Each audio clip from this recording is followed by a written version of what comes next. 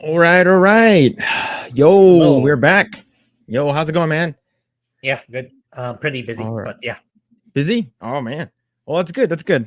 Being busy is good. Is also good, man. But but a bunch of stuff came out, and so all right. So before we get started, um, what did you think about Tropic Thunder? Yeah, pretty good. It's actually really fun time movie. I Mhm. was again, Robert Downey is really good whatever role he put him in. It's like Uh-huh. for him to be acting like a black person, it's like it was really well done. It's like wow, it's kind of spot on for him to act like a black guy, then put the pigmentation on him. Did Yeah, you okay, it's a fun movie. It's a fun movie. so I believe that movie came out I believe 2008. yeah, 2008. Yeah, it came out Yeah. 2008. I think this is like the second or third movie he's done after Iron Man. I think Iron Man came out in '07, and I think he did that movie first, or either that movie or that movie first, or Sherlock Holmes first. Yeah, he was also good there in Sherlock Holmes. Yo, what's going on, Denny? How's it going, man? Yeah, hi, Yo, Denny. yo, how's it going? But yeah, man. When that movie first came out, the thing is like, it was weird because you see Robert Downey Jr. Playing as Australian guy, right? And then it's sort of like you have all of these like these movie trailers in the beginning of the movie. Like one of them was like called like Satan's Alley or something, and he's supposed to do like the dirty nasty stuff with Tobey Maguire. Yeah, yeah, And then you have a Uh, oh man, then you have a Booty Sweat, yeah. right? The Booty Sweat I was guy. even confused at first. Like, are these part of the movie or are these someone just put it in? I actually Yeah, it's actually part of the movie. Yeah, I realized. yeah. Yeah, it's part of it. It's part of the movie. Yeah, and and what's it called again? I believe like majority of course I think Robert Downey Jr. was at on I think the Joe Rogan podcast, and he mentioned that like how'd you feel about Tropic Thunder? You know, would you be able to do that today? And he probably said no. You know, like he said like yeah, most likely won't be able to do that kind of movie today. And what's crazy is because the reason why I brought it up is because of what's it called? If I can find it. It's not this one. Oh no, I think I lost it. But yeah, I think it was Robert Downey not Robert Downey Jr. but Ben Stiller, right? He's the guy who was basically like in charge of most of the Robert Downey Jr. He did like a bunch of stuff, but I believe I think 10 years ago, or I forgot how long ago, he mentioned that he he's actually like he apologized it, and they're really trying to cancel, right? They're really trying to cancel the movie when it first came out, saying that like how it was a blackface, how dare you do that. And then you have this over here. Let's go ahead and share this tab over here, right? And so this came out earlier this week, right? And so Ben Stiller makes no apologies for controversial Tropic Thunder featuring Robert Downey Jr. in blackface.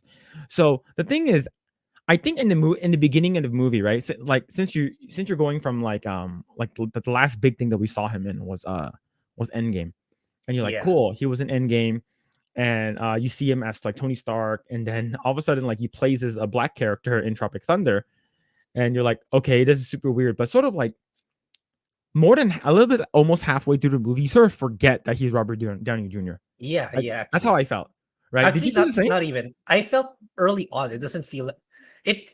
At first, I didn't even realize it was him. During the first cutscene. I didn't even realize it was him. It's like, oh wait, it's him. It's Robert Downey Jr. And it's like Yeah, he plays the part really well. yeah, Like in the initial cutscene when they were filming the battle, the explosions yeah. and everything. I didn't even realize it was him back then. Hmm. Yeah, It, it's it, like for me, like it was like the part that was like incredibly shocking was like at the end where they're like trying to get out, right? And he rips his wig off and he starts speaking Australian. I'm like, whoa. Mhm. It's like you're sort of like, wow, he was in character for the entire like length of like his movie within the movie. And it Yeah, was I think it was really great because, and it also touches on a bunch of these like stereotypical things that may be true or maybe not. But the thing is, I I haven't it just sucks like with the day and age that we're living in, and because we can we cannot make these type of movies anymore, right? So let's go ahead and continue reading this. Ben Stiller is still proud of Tropic Thunder, which he wrote and starred in despite its controversy legacy. In 2008, satire comedy about a group of hapless actors making a Vietnam War film famously featured Robert Downey Jr. in blackface. Downey Jr.'s character is an Australian method actor, Kirk Lazarus, who undergoes pigmentation alteration to play an African American soldier in the fictional film. I think what they're trying to poke fun as people who are like extremely into their work that plays like like method acting where you go so hardcore into that character that you sort of lose yourself, right? And I think one of those people is rest in peace, is Heath Ledger. I believe when he was trying to play Joker, like he locked himself in the room and took all these crazy drugs. All he watched was like serial killer, like psycho movies and stuff like that. And then you have another person that will like physically injure himself to show to have a scar that looks real.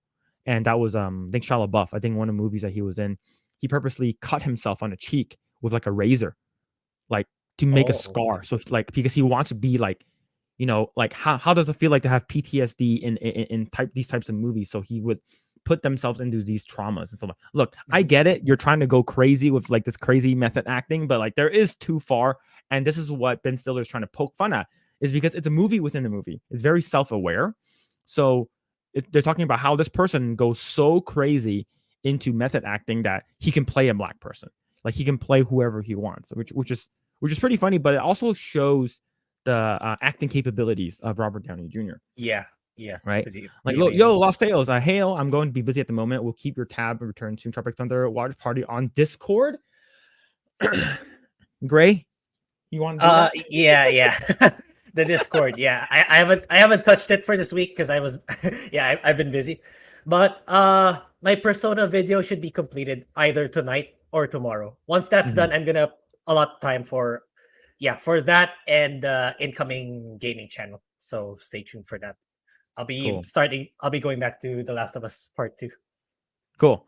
Though Downey Jr.'s character was the butt of the joke, the decision to use blackface still attracted much criticism.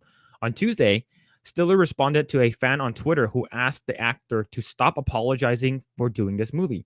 Stiller replied, saying that he has never apologized for the film, which has earned Robert Downey Jr. an Oscar nomination for Best Supporting Actor. See, this is the type of stuff that I like seeing. Like you're trying to make a joke for this crazy ass thing, but the thing is that he did an amazing job playing this character. Yeah, he did. It's really, really good. I was impressed. Yeah, I love it, man. I make no apologies for Tropic Thunder. I don't know who told you that. It's always been controversial. It's always been a controversial movie since when we opened. Proud of it and the work that everyone did on it. I make no apologies, right? So, and it's always been a controversial movie. That's what he said on Twitter.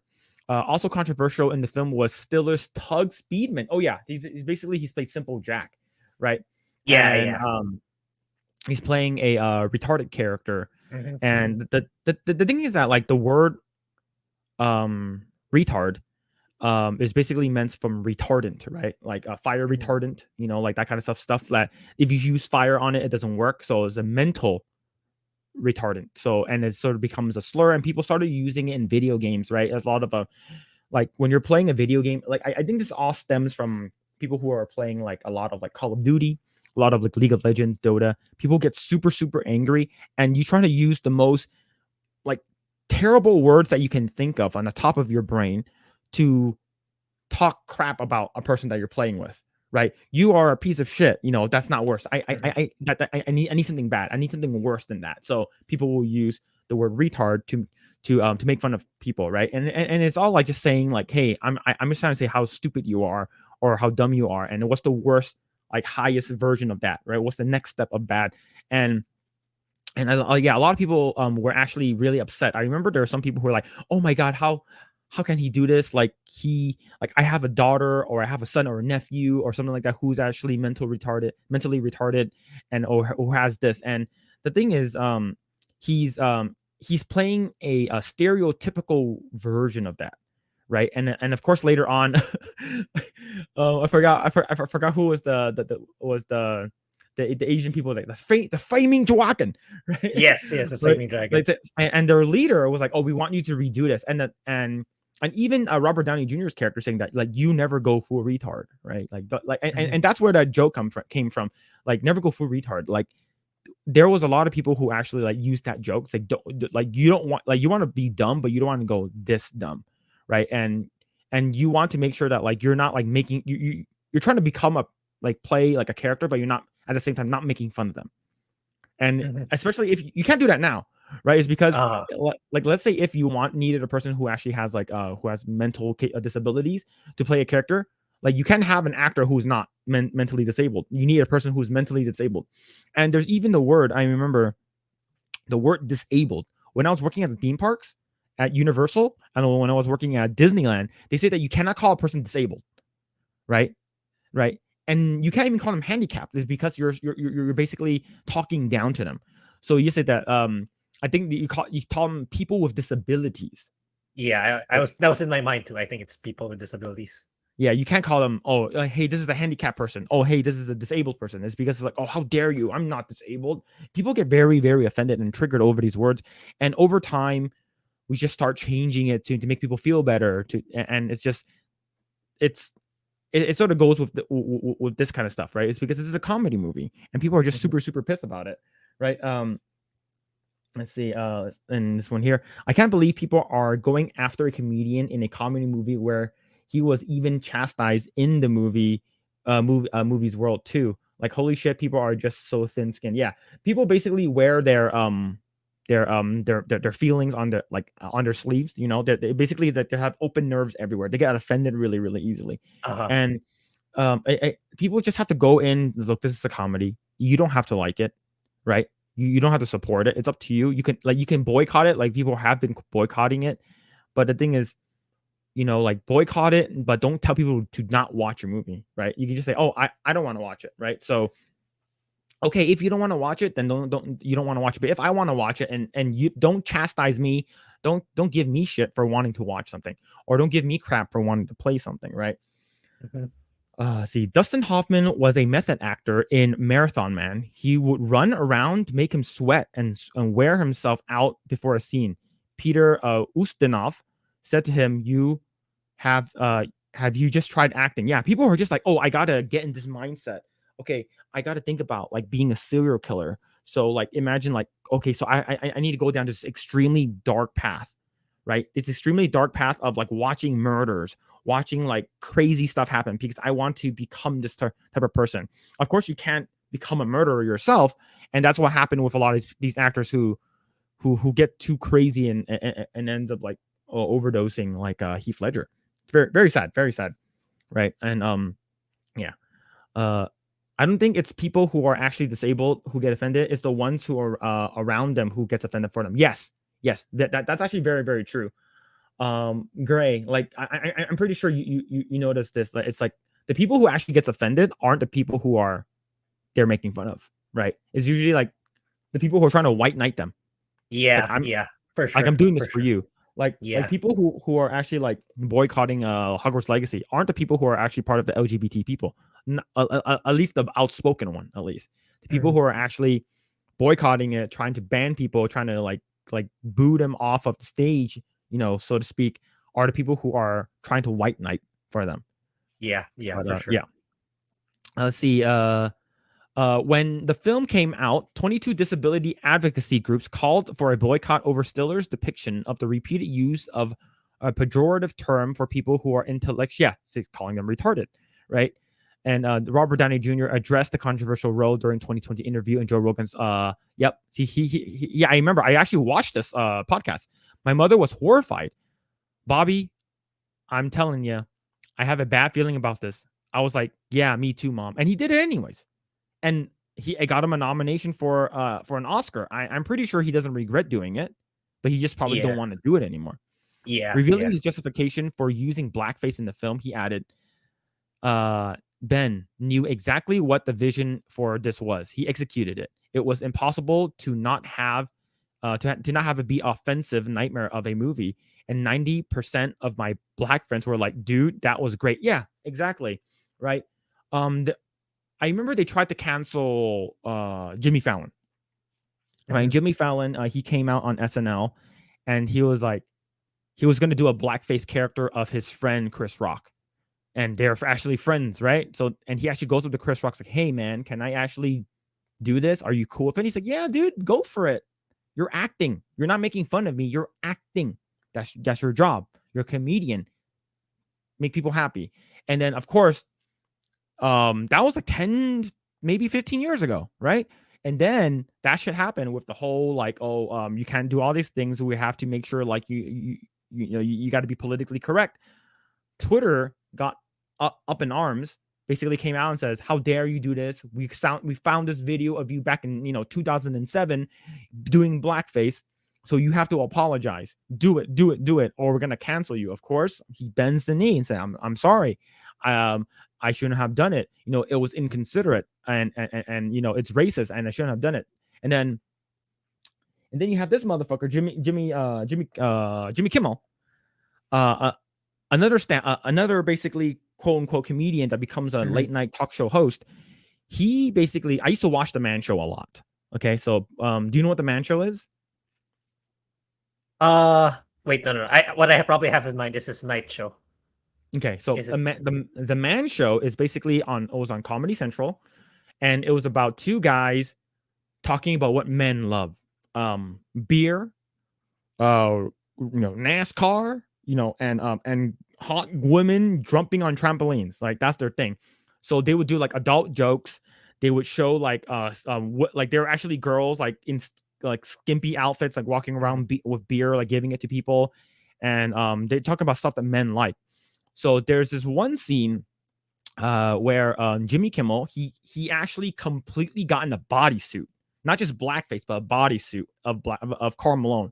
He's like, "Hey, everybody, my name is Karl Malone, and I like basketball," and he basically sort of made fun of him. So that's not just blackface, but it's like black body, right? Okay. You're making fun of this basketball player, and everyone's like, "Yo, if Jimmy Fallon had to apologize, Jimmy Kimmel needs to apologize for this shit too, right? Because you did this over and over and over again. You did multiple segments, multiple skits about making fun of Karl Malone.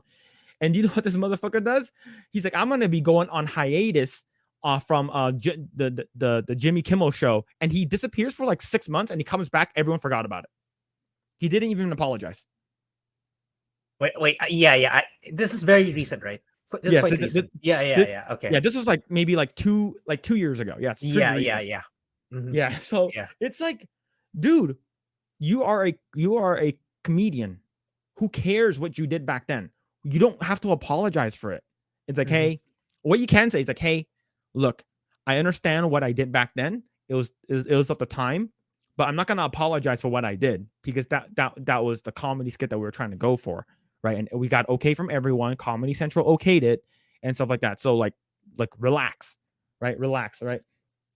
Yeah, like the Man Show was a fucking classic. Yeah, I love the Man Show, man. As a kid, you're like, God damn, man, freaking censored boobs. I want to see that, right? So, I loved it, and it's just like and that's the reason why. Like, look, don't get me wrong. There's a lot of things I do not like about Ben Stiller because like I think he was like he went to Ukraine or something, and he was like, "Oh, Zelensky, you're my hero," right? Like he sort of like it was sort of cringe. It was very, very cringe, and I'm pretty Yeah, sure there's a yeah. lot of these things that he believes in. I don't believe in, but this thing, for example, is something that I'm like, good. Stand your ground. Be a good person, Mhm. and just like, hey, this is at the time. Let's see. Asked by Rogan about the other 10% thought Robert Downey Jr. responded, "I can't disagree with them, but I know where my heart lies." So most likely, Robert Downey Jr. is probably saying that like I shouldn't have done it, but it is what it is. It's a long time ago. Mhm. I think that it was never an excuse to do something that's out of place and out of its time. But to me, it was a blasting cap on the issue. I think having a moral psychology is job one. Sometimes you just got to go. Yeah, I effed up. In my defense, Tropic Thunder, it's about how wrong blackface is. So I take exception. Yeah, it's just, you're basically poking fun at the movie. And I'm glad you enjoyed it. Like I actually rewatched Tropic Thunder with my wife recently, and my wife I think she watched it like it was 2 years ago, and it was the first time watching it. She said this movie is freaking hilarious. Right? I Yeah, can't it believe I is. have never seen this movie. It's so funny. Right? He said that like I don't know a single black person who hates Robert Downey Jr. for playing the character. Almost all of them find him really funny in the movie. Yeah, it's Yeah, because it was it's a really good. movie. Mhm. Yeah, you're like there's a difference between comedy and like literally like shitting on someone, right? Mhm. And a lot of people like people who get offended really easily don't see the fine line between that. They don't see it. They it's like it's they see it as blended over. Like it's either okay to make fun of someone or it's not okay, right? For them, it's like it's not okay to make fun of anyone unless you're making fun of a white person. And I think that's Yep. where like a lot of what Hollywood is now. It's it's okay if you make fun of a white person, but if you make fun of any other race, it's really really bad. So Mhm. it sucks. Right. There wasn't such a big deal made when Gene Wilder did a Silver Streak or Dan Aykroyd Trading Places. Yeah, it's just I think people are just too sensitive, too freaking sensitive, and they need to go out and just talk to people. They need to stop hiding behind their PCs and their keyboards because they know that they can get away with saying all these nasty stuff online. Right. Remember when actors went nuts when people got tired of them during the pandemic? Yeah, it sucks. It's like it's crazy though. It's crazy. But yo, I'm glad you watched the movie. I'm glad you Yeah, watched the yeah. movie. It's great. All right, so let's go to the main topic that I do want to talk about is so this is from Deadline. So this I guess this is from today actually. So did you get a chance to watch Ant-Man Quantumania? Because I'm not gonna watch it. No, no, no. Based on everyone's feedback, I'm not interested. Okay. So, let's go ahead and actually talk about this. This is from Deadline. Quantum Mania worst drop for a Marvel movie. Cocaine Bear very high on 21 million, and Jesus Revolution praises 14 million, and Saturday box office. So that's today. And I we heard about Cocaine Bear. I had no idea Mhm. what the hell it's about, right? And I'm assuming it's supposed to be like this, like uh, Yeah, freaking it's kind like of like a meme movie, kind of like Blood and Honey. yeah, that's what I thought too. I thought it was gonna be like some kind of meme movie, and I feel Yeah, like it feels like it. So I'm like, okay, cool. Maybe people just want to watch a meme movie rather than Ant Man. And Ant Man came out last weekend, yeah, right? yeah. All right. So a Marvel movie is losing gravity in its second weekend atop the box office, with Ant Man and the Wasp: Quantumania clocking the worst second frame drop ever for an MCU title at negative 70 to 72% drop. Wow, that's big. Yeah, that's Um, huge. That's while two lower budgeted releases outstrip their projections. We're talking Universal's Elizabeth Banks directed genre movie Cocaine Bear and Lionsgate Kingdom Story Company faith-based title Jesus Revolution, which respectively opened at 21 million and the esteemed 14.5 million. Both are great results in regards to their production costs. Cocaine budgeted at 30 million, which that's really good. 30 million, and Jesus at 15. Wow. So basically Jesus almost made back its cost already, initial cost, not including marketing. That's really good.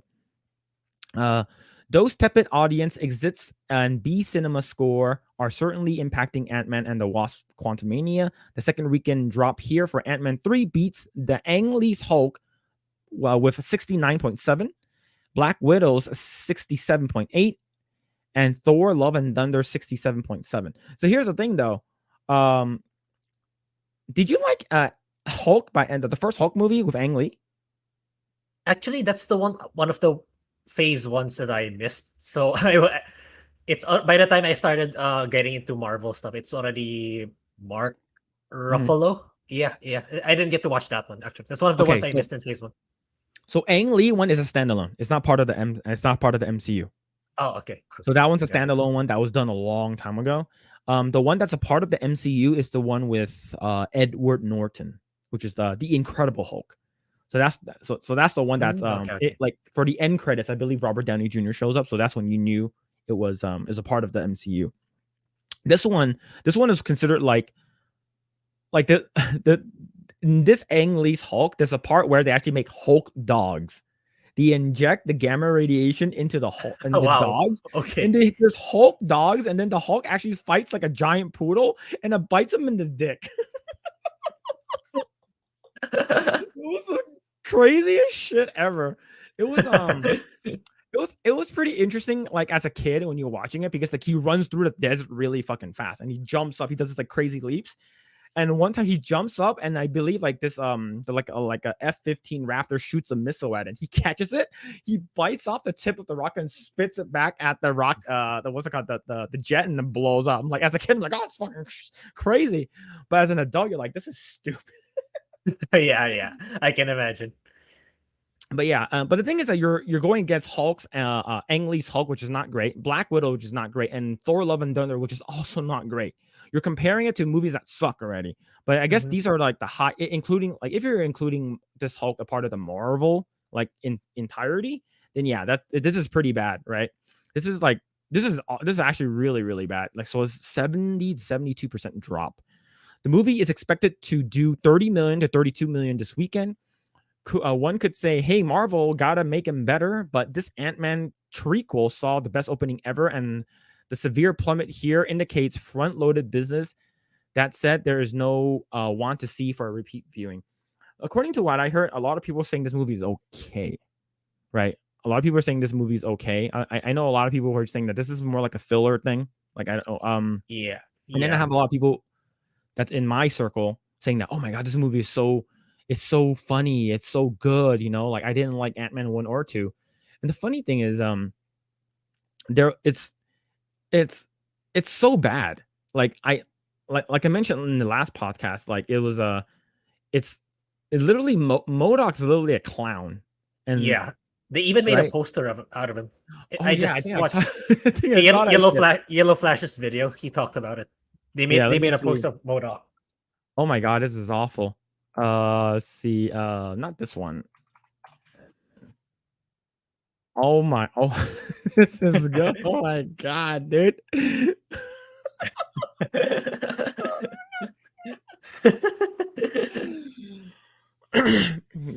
this is this is by far almost as bad as She-Hulk in terms of CGI. Yeah, I mean, they could have Right? just used the covered version rather than show that. Yeah, this is awful.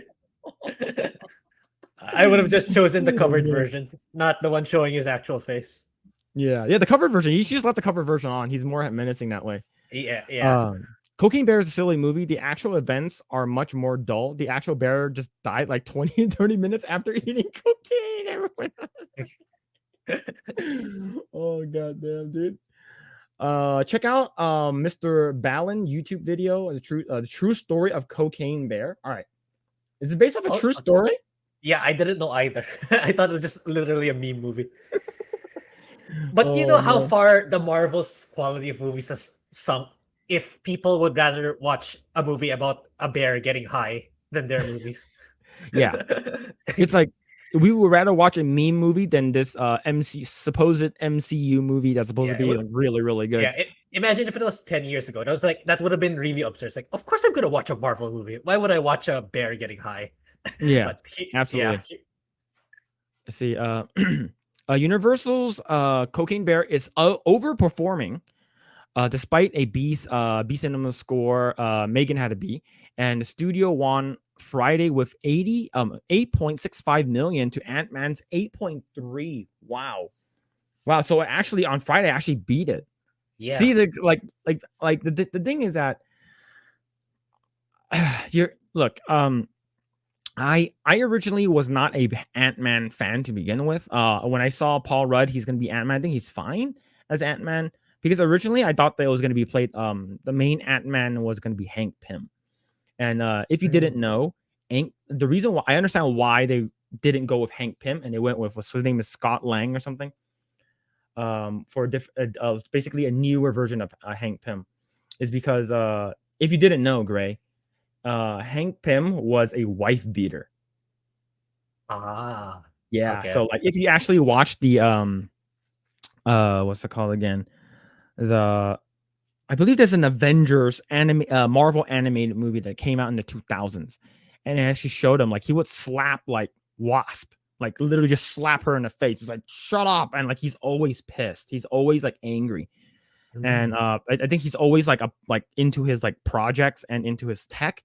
So he would take his anger and rage like out on his wife, and it's like when I remember whenever they said, "Oh yeah, I wouldn't make Ant-Man," and I'm like, "You're not going to use Hank Pym, right?" Marvel is because if you do use Hank Pym, like, are you going to make him a wife beater? You know, is he going to hit Wasp all the time? So no, he is still going to be there because Hank Pym is the OG. But yeah, so the thing is, like, I don't really care too much about MCU stuff. Like it's all said already. Like the MCU died when Endgame's done, right? Yeah. It's like Let's see. they should have stuck to standalone, in my opinion. They shouldn't have made it continuity. It's like it's what's happening to them now. They're getting burned out.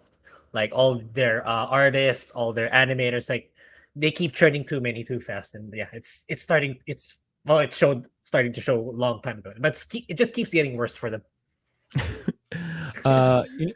Uni and rival projections aren't expecting a bloody situation. Remember, this is R-rated, while Megan was PG-13, which debuted at 30.4 million and will stand at 94.5 at end of day Sunday.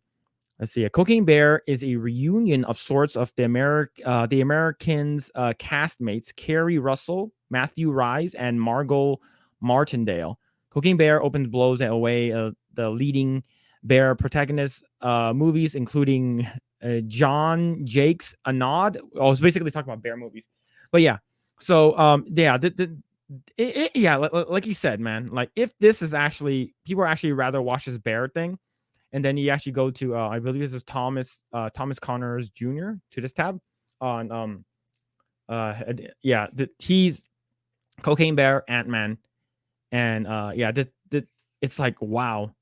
It's really bad. So I wonder how is it going to be with like Saturday's like numbers and then Sunday's numbers. Like, is Cocaine Bear gonna get better? Because Cocaine Bear is such a like weird ass movie, like a meme movie. No one really cares about. Yeah, exactly. But yeah, man. I wouldn't be surprised if the gap is actually bigger. Cocaine Bear's way ahead. Honestly, even though everyone knows it's a meme movie, everyone knows it's a meme movie. And the thing is, it's like the article says, it's a rated R movie, and rated R movies don't get a lot of like traction, especially like out of country.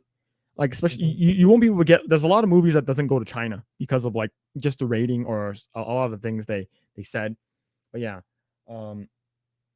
yes. See, the Hulk movie was terrible. He makes a bad Hulk movie, then wins an Oscar for Life of Pi. Yeah. Oh, it's the same actor. Oh, okay, it's the same actor. Yes. No. Ang Lee's a director. Same director. Okay. Yeah.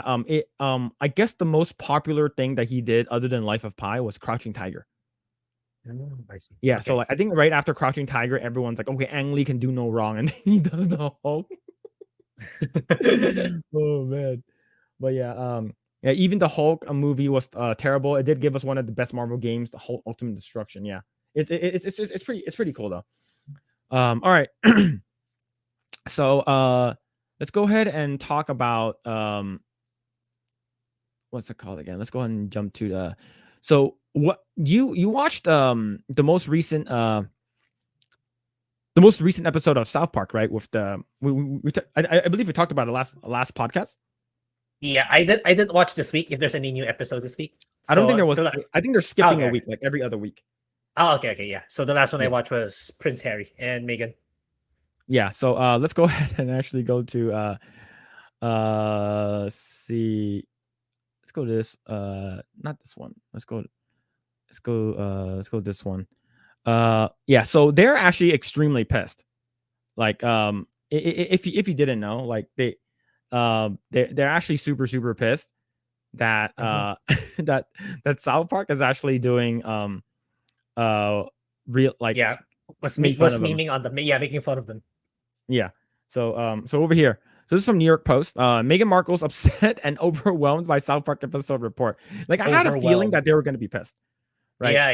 Yeah. Like we mentioned last stream, like they don't South Park don't they don't pull their punches. Only punches. And they go really hard. And the thing is that like I never really liked Meghan Markle to begin with. I hate it. So I used to watch this show called Suits, Yep, and yep. it's I about used to.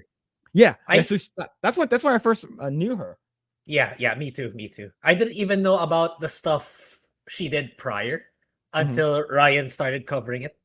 Like she was complaining about stuff that she did in the past that she felt like her dignity was being she lost her dignity and stuff like that, which is absurd. Yeah. But let's see. Let's go and read a couple paragraphs. The Duchess of Sussex apparently doesn't think South Park is funny. Comedy Central aired an episode called "The Worldwide Privacy Tour," mocking Meghan Markle. Well, she's 41. She looks all right for 41, actually. And Prince Harry, 38, and their decision to move to the U.S. to seek a private life, and Markle allegedly isn't too happy about it. The Duchess is reportedly upset and overwhelmed by the episode and annoyed by South Park, but refuses to watch it at all. Okay, so here's the thing. Maybe because she's probably saw a lot of clips, like her friends are probably sending her clips, right? Since she's like, hey, South Park is making fun of you. Hey, you're on South Park. And the thing is that they don't mention their name, right? They just because they're supposed to be the prince and the princess of Canada, right? So it's a royal commentator even suggested the episode could even bring a lawsuit. So I do have some news on this. I do have some insider news. So we'll talk about that after we finish reading this. Okay. It's just minor, but yeah. Their legal team are casting an eye over the episode to see what is wrong and what could be turned into something more sinister. This appears to be the course of action rather than laughing it off, enjoying the moment and showing the world that they can get the joke. Right. So this is royal reporter Neil Sean told Fox News, adding the creators of South Park have not heard anything yet. So we do have right over here from Deadlight. It says that isn't Harry and Meghan trying to sue South Park? So I believe their publicist is trying to like, hey, you should do this. You should sue. But the thing is that they don't know how American politics works, is because this is a parody and you can't sue for that shit. And they did not mention your name, right? Yeah, exactly. So the thing the thing is one of an older episode they made fun of Kanye West, right? So like an older episode, and even in the new season, right? Cartman wearing the mask in the news. Yeah. So they still do. but here's the thing though. So Grae, the older episode was I guess Butters and Cartman was like trying to write a joke together, right? Oh, she might write a joke. So then he's like, sorry, who's Butters again? I forgot who Butters is. Butters is the kid. He's a kid with like he's sort of the most like innocent one. Let me see it. Let me bring him up. It's been a long time. Yeah. So you know how he looks like he let's go ahead and see this. He looks like this. That's Butters. Okay. Yeah. So this is Butters, and so what happens is that he's like, so the joke goes, hey, do you like fish sticks? And he's like, yeah. Do you like putting fish sticks in your mouth? And he's like, yeah. What are you, a gay fish? And he's like, oh God, that joke is brilliant. That's so good. So that joke got so popular that like it even made it onto like so this is in South Park, right? The joke got so popular that it got like worldwide news, right? Even like top comedians start using them, right? Using it. So what happens is that they told it to Kanye West and he didn't get it. In the show, he's like, so hey Kanye, he's like, yeah. He's like, do you like fish sticks? Oh yeah, I love fish sticks. Do you like putting fish sticks in your mouth? Yeah, I do. And he's like, what are you, a gay fish? I'm not a gay fish, right? He gets really pissed off because he does not get the joke. So what happens is that we gotta find out who made this joke, and we're gonna like beat their ass and we're gonna kill them. So the first person they go to is Carlos Mencia. And you know about the Carlos Mencia, right? Wait. Yeah, I'm not sure. Or I may have forgot. So Carlos Mencia was a comedian back in like in the 2000s, and he got popular, but a lot of people started saying, hey man, I heard these jokes before. So what happened was Joe Rogan confronted him like on stage live, And he's like, dude, you're a fucking joke stealer. And he's like, no, I'm not. No, I'm not. So it was actually shown that he is a joke stealer. He takes a lot of people's jokes and sort of regurgitates it into his own, his own Mexican accent, right? So what happens was that they made fun of Carlos Mencia, and he's like, so it's like, you made this joke, right? He's like, no, man, I say I did not make this joke. What I do is I take the joke and give it some Mexican flavor. No, man, just get the joke, man. He's like, yo, say the joke. And he has a bat, right? Say the joke. He's like, yo, Holmes, you like fish sticks? Yeah, I do.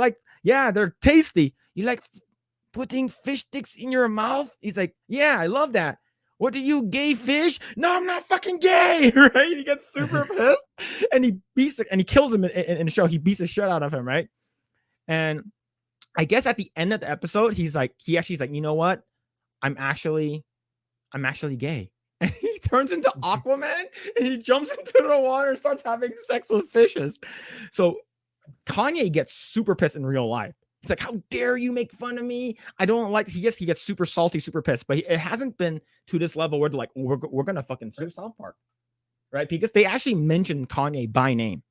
So, but this one, they don't mention them by name. They don't. So, and what's even more funny is this shit right here. This is from the Daily Mail. Harry and Meghan South Park episode Savaging sees their popularity in the US drop even further. Duke's approval rating drops -10, and his wife's drops -17. It's just like no one likes them. They're even more. It's because like they're like, oh, we want privacy, and they go on to Oprah, right? They go on to Oprah and they're like, yo, we want privacy.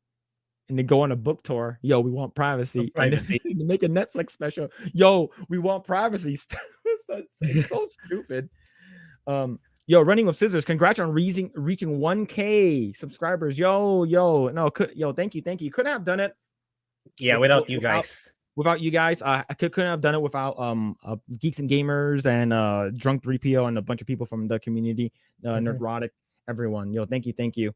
But yeah, yeah, 1K. That's nutties. That's big nutty. But yeah, man. It's pretty funny. The thing is that I don't care about any of the royal couple, the royal wedding. Yeah, we didn't even want to talk about them at first, but it's gotten so ridiculous that we eventually got to them. So I remember when I was talking to one of my friends. To be honest, I don't know where she is now. She's like dropped off of the face of the earth. She's no longer on like social media. She's like completely gone. And I remember when the whole Harry and Meghan Markle thing started happening.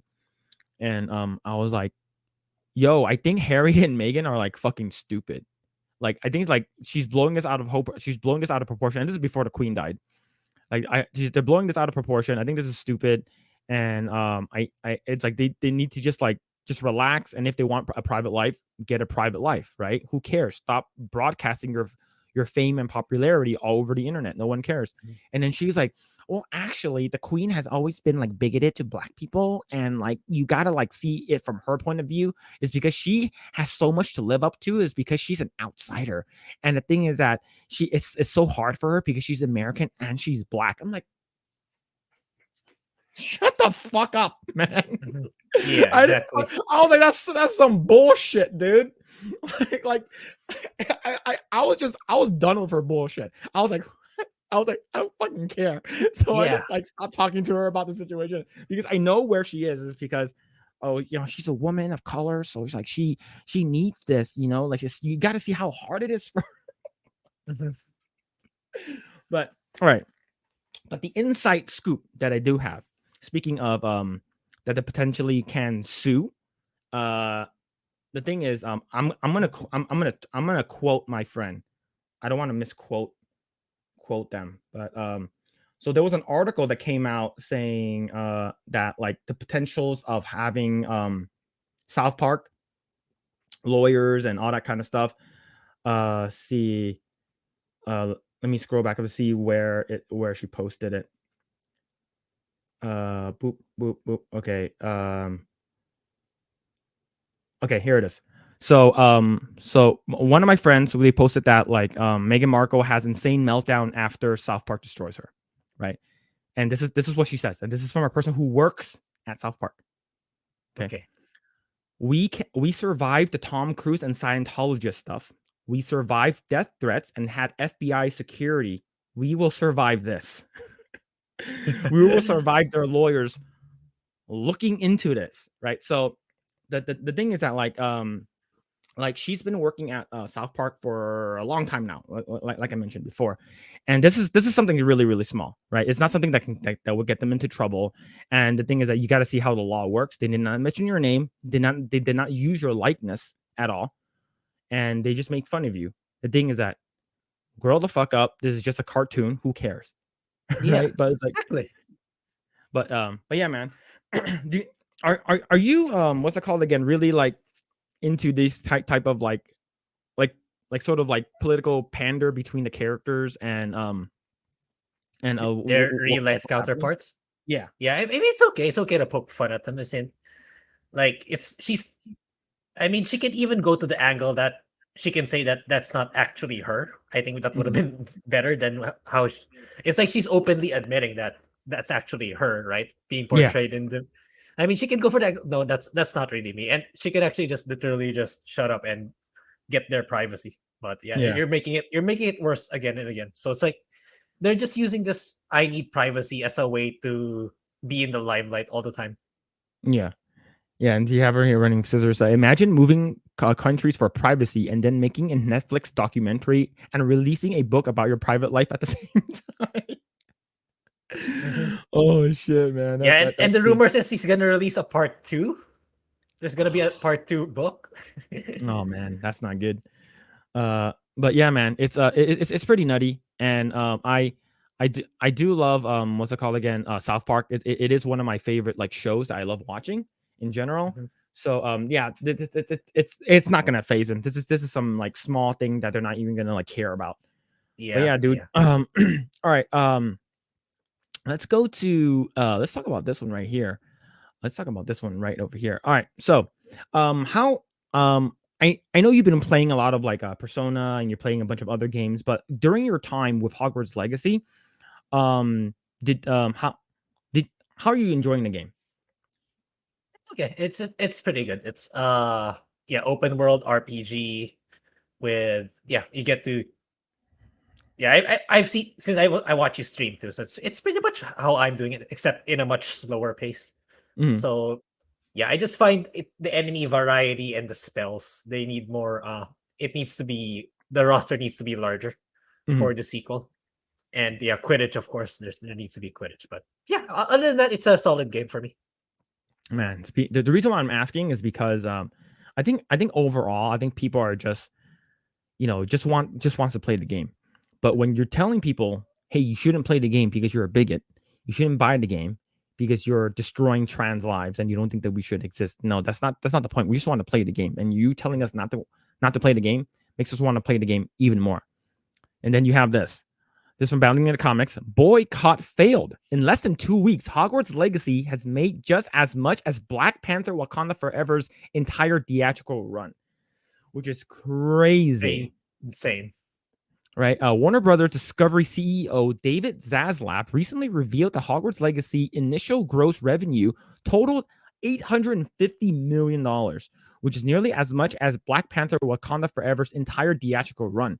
The numbers indicate those pushing a boycott of the game completely failed. Yeah, it definitely backfired. And it's I think they sold over like 12 million copies, 12 billion, yeah. right? The funny thing is for me, I never like yeah, I know this game was announced. This is a big Harry Potter game back then. Mhm. I didn't bother. I literally did not care. It's like, okay, good for Harry Potter fans. Like Mhm. I'm happy for them that they're finally getting a good game. But I never looked into it. I never read anything about it. I never looked into it until someone on my Discord said, uh yeah, these people are trying to say boycott. I was like, why? What's up with the game? That's when I started looking into the Mhm. Hogwarts. Like, it's like, oh wow, this looks really good. So then it's because of them that I got interested in it. It's like Mhm. it really backfired. If me, who's really far off from the Harry Potter fan base, got interested in it, what Mhm. more who are people who are bigger fans to the Harry Potter that got interested in this because of the fake outrage. Yeah. Let's see. Numerous individuals called for a boycott of the game, including failed political candidate Brianna Wu, who tweeted back in January, "My position on Hogwarts Legacy is clear. I'm boycotting it. I think if you care about trans people, you should too. But in what should not be a surprise to anyone, most gamers don't care about trans dignity enough to sacrifice for them. Bay all accounts, and it will sell very well," as she added, which it did. It sold very well and made more money than it probably should. And I think the game, like I mentioned all the time, I think the game at best is like an 8, right? If Yep, you don't, agree. If you nitpick and you say all these things, it probably is like a 7, right? A solid 7. If you're a Harry Potter fan, it's a 10. Mhm. And the thing is that like you made it worse, right? And I believe I also saw like I think Ryan Kinnell or whoever posted someone from Geeks and Gamers posted a video of like a VTuber who was like, it's like, I don't give a fuck, like I'm gonna play the fucking game. Yes, I care about trans people. Yes, I care about their lives, but it's not gonna, you guys telling me not to play this game. I don't give a fuck. I'm gonna play this game. Grow up, right? And that's how it should be. It's just, who cares? If you want to boycott the game on your own time. Don't tell me what to do. Former The Wizarding World of Harry Potter actress Sarah Daniels also called for a boycott of the game. She tweeted, "From someone who is literally a poster child for the Hogwarts School Choir at Universal Studios, if I cannot buy Hogwarts Legacy, so can you. It really is that easy. This is one of the best, most memorable parts of my life, but JKR is harming people I care about." Right? During Warner Brothers Discovery's Q4 2022 earnings call, Zaslav said, "As the only studio scaled in gaming, we see it as meaningful differentiator with substantial opportunity. With the successful launch of Hogwarts Legacy 2 weeks ago, we imagine one of the biggest global franchises in the world." Yeah, it's nutty how big this game is, right? $850 million in 2 weeks. It's Yep. freaking crazy. Right? You Yeah. got so many people playing it, right? You got so many people loving the game, and then now you have the boycotts and stuff, and then and you go over to this article with Luna Lovegood, right? Harry Potter actress Ivana Lynch retracts previous criticism of JKR, says it's important that she has been amplifying the voices of detransitioners. So the thing is, there do you like there's a lot of people who are actually like detransitioning from like trans and stuff like that, and I think like she's probably gonna get canceled just for saying this, right? And it's sort of like, yeah, there are people who are like thinking that like we should leave kids alone and stuff like that, and we should, but there are people like, oh, you should transition them at a young age, right? So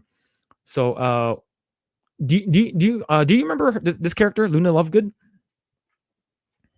From Harry Potter? Yeah, I think Or I think the first time she showed up was in Order of the Phoenix. I think that's when she first showed up, and she it became was like, such yeah, it was such a long time ago that I don't yeah, remember. yeah, and she became what's it called again? Like almost everyone's favorite character because she's like so like weird, like compared to like the normal like wizarding group. She's like the one who stands out the most. Like as you can tell, she wears like pink. What's it called again? She like when she goes to like a dance, like she wears this crazy like helmet thing that has like a lion on it, and everyone just looks normal. Like she's the one that everyone's like, oh, I love her. She's my spirit animal. And the fact that you have someone who is like loved, beloved, right? That's part of the series saying that, hey, it's important that she has been amplifying the voices of detransitioners, and I'm gonna retract my criticism of JKR. Yo, she's gonna get canceled, like guaranteed. Like she was, oh, you should apologize. You should apologize. I have a feeling she's gonna get shit on. What did she initially say to J.K. Rowling? I don't know. It might, yeah, it might say something over here, maybe over here. Okay, okay. Yeah, because I Lynch don't who know. yeah. Lynch, who portrayed the whimsical Luna Lovegood in Warner Brothers live-action film adaptations, first waded into the ongoing discourse against Rowling in 2020 following the author's criticism of the term "people who menstruate." Retweeting an article from the Global Development Agenda-centric news outlet Devex headlined, "Opinion: Creating a more equal post-COVID-19 world for people who menstruate." Rowling sarcastically questioned, "I'm sure there used to be a word for those people. Someone help me out. Wumben? Wimpond?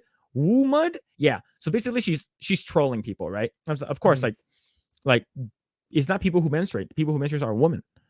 So, like clockwork, Rowling's tweet would subsequently prompt numerous accusations of transphobia to be leveled against her, including one from live-action Harry Potter star Daniel Radcliffe. Yeah, Daniel Radcliffe, Rupert Grint, and God, who plays Hermione? Emma Watson. That they all, but basically publicly came out and said we are against her, right? And it's funny. Hagrid, the guy who played Hagrid, came out and said, I stand by her. She can say whatever she wants, and she should have her own opinion."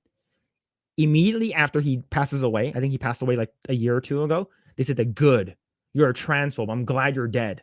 Yeah. I think I've encountered that before. Yeah. Right. And then you have what's it called? God, that toe picture is disgusting. I'm gonna scroll up a little bit. And then you have what's it called again? Draco Malfoy, the guy who plays Malfoy. He comes out and says, "I stand by her. She should be able to say what she needs to say, right? She should not be canceled for this, right?" It's just like on the people, and of course, you know, people love Draco Malfoy, but he's a Slytherin, so it doesn't matter. He's a Slytherin, right? Responding to the woman for creating the franchise that defined his career in an essay for LGBT suicide prevention organization, the Trevor Project, the actor declared transgender women are women. Any statement to the contrary erases the identity, dignity of transgender people and goes against all advice given by professional healthcare as associations who have far more expertise on the subject than the matter than do either Joe or I. But the thing is, a lot of these doctors, do you know why? Do you know how much money the doctors make? Like, or the procedures they get a shit ton of money for transitioning. Yeah, I can imagine. Yeah, it's like, hey, you should do it. It's like I think it's more for money, right? But like, because if like transitioning people makes zero money, then they wouldn't do it. Yeah, they wouldn't do it, and I consider their meds. I bet they get a good margin for those meds. Yeah, it's like the hormone, right? The hormone suppressors and stuff like that. Yeah, you get a shit ton of money from like Pfizer or some shit. Shortly thereafter, ostensibly, feeling the pressure of throngs of Harry Potter fans bearing down on her and demanding she weigh in due to association of the franchise, Lynch would take to her personal Twitter account to push back against Rowling's opinions. Sharing 4 screenshots of the lengthy iOS note, the actress began, "I wanted to stay out of commenting on JKR's tweets, and because it feels impossible to address this subject on Twitter, but I am so saddened to see trans people feeling abandoned by the Harry Potter community. So here are my thoughts." So I think this is transcribed, so I can just read this right here. "I imagine that being trans and learning to accept love and yourself is challenging enough, and we as a society should not be adding to that pain. Feeling like you don't fit in or aren't accepted by who you are, or the worst, most lonely feelings a human can be experienced, and I won't be helping to marginalize trans women or men further. I applaud the immense bravery they show in embracing themselves." Yada yada yada. I'm not gonna go through all these things, right? So that said, so I'm just gonna I'm gonna go down to this paragraph. That said, as a friend and admirer of Jo, I can't forget in a generous and love person she is. I disagree with her opinion that a cis woman are most vulnerable minority in the situation, and I think she's on the wrong side of this debate. But that doesn't mean she has to completely lost her humanity. I know so well what it is to feel like to find solace and sense of belonging. You are not too weird to fit in here from Harry Potter, and how important that the influence was helping me accept myself as a young person. I'm so sorry to any trans people who feel that they have been taken away from this community is no longer a safe space. But the Harry Potter world fandom community is literally made up of millions of people. Now and for one, will work to make it feel inclusive because trans women are women. So basically, that's what she said here, right? She basically did like a whole paragraph, right? And going back to this one, I think it's irresponsible to discuss such delicate topic over Twitter about through fragmented thoughts, and I wish Jo wouldn't. So basically, she's just like, you just be quiet, like keep this all to yourself, right? Yeah, What's going on, Curtis? How's it going, man? But yeah, let's see. It's funny that how the ones that preach inclusion and acceptance are the most divisive and hateful people. Yeah, it's the people who are most it's a side of tolerance, right? It's they're basically preaching tolerance. It's like, hey, you should tolerate people, you should respect people's pronouns, you should respect people's ideology and their stuff. And I think at the most part, like, you should be able to accept if the person who's gonna transition want to transition. Look, I have no ill will towards you. Just do whatever you want. Yeah, do whatever you Right. want. Yes. Let's see. But after mulling the topic over the past 3 years, it seems Lynch has come to disagree with the emotional knee-jerk reaction of her younger self. Reflecting on 2020 kerfuffle during a recent interview, The Telegraph's Eaton Smallman, the actress admitted, "I was very naive when I was dragged into conversation. I didn't even know there were two sides. I had a view of like good and bad," she told the UK news outlet. "I do have compassion for both sides of the argument. I know what it's like to be a teenager who hated my body so much that I want to crawl out of my skin. So I have great compassion for trans people, and I don't want to add to their pain. I understand being too triggered to be able to have a conversation. If you put me in a room with one of my doctors who treated me in the past for my eating disorder, oh, I'd kick off. Like, I would want to scream and yell names. I do also think it's important that J.K. Rowling has been amplifying the voices of detransitioners," the actress then made sure to note. "I had put this impulse to go, let's all just stop talking about it. And I think probably I'm a bit braver now about having uncomfortable conversations." Bringing their conversations to a close, Lynch recalled how she was surprised to see just how fervent and widespread the various backlashes against Rowling has been, especially when she wrote her essay opening up about her history as a domestic violence survivor. "I just felt that her character has always been to advocate the most vulnerable members of society. The problem is that there's a disagreement over who's most vulnerable. I do wish people would just give her more grace and listen to her." Yo, she's gonna get canceled. Yeah, She's gonna get canceled, dude. yeah. When was this article written? I think a couple days ago. Yeah, 2 days ago. Yo, she got Luna Lovegood's gonna get canceled. Yo, drunk 3PO. Yo, dude. Yo, congrats on are you at 42? Are you at 42? Oh wow, Last time I checked 42 was already. 41. But yo, what's going on, Jay? I popped in earlier on the Flashcast. And I put down that vegan thing. So what's it called again? So for context, what's it called again? I think what's it called again? I forgot what the topic was, but something was happening about a character who was like not like acting weird, and then Jay was like, he's probably a vegan, right? So Okay. and then they're like, oh, it's like, do you have anything against vegans? Like, I don't know, right? Just stop eating bugs, just eat meat, right? And I guess there was an article that came out several years ago, and I guess there's a vegan woman who actually wants to prove that vegan women are strong. So she attempted to climb Mount Everest, and she died. And she was like, I believe 15. She wasn't that far from the start. That's the thing. She wasn't that far from the start. She died. Oh. And do you know who told me about this article? My vegan coworker. He basically said, "Oh no, it sucks that she passed away, but it's so funny." Yo, sorry, that's unacceptable. But yo, hail drunk 3PL, thank you so much for the shout out. And we couldn't have got to 1,000 subscribers without your help. And thank you so much for shouting us out. Thank you so much for following us when we were a lot smaller. Mm-hmm. And along with you and everyone from the Geeks and Gamers crew and the Nerdrotic and the whole community, thank you so much again.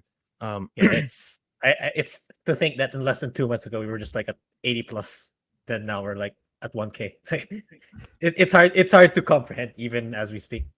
Yeah. So he has I love Luna even more now. Yeah, a lot of people says like Luna Lovegood's their favorite character. Like, it's like I asked, it's like, who's your favorite character? It's like Luna Lovegood. It's like she's brilliant, right? She knows the risk of being honest with her opinions, and yes, she still said it. Yeah, that's what we need more of. We need more bravery. People who are just brave. Who cares? If you get canceled, then you Yeah. get canceled, Yeah. Who right? cares? Right. But the thing is that I know a lot of people are scared of it, right? Like Mhm. what's it called again? Like if your livelihood and like you're comfortable where you are and you're afraid of getting canceled, is because if you get canceled, like you're gonna lose your comfortability. And I believe that's what a lot of the people who the cancel cultures, this is what they want, right? They actually want to make you feel uncomfortable. They want you to lose your livelihood and your ability to live. And I think that's the reason why like people give into that. It's because, oh, I'm comfortable right now. I'm making a lot of money, and I have this mansion in Hollywood, or like somewhere gated, and I'm safe. And then getting that stripped away from you, like they're gonna be like very scared.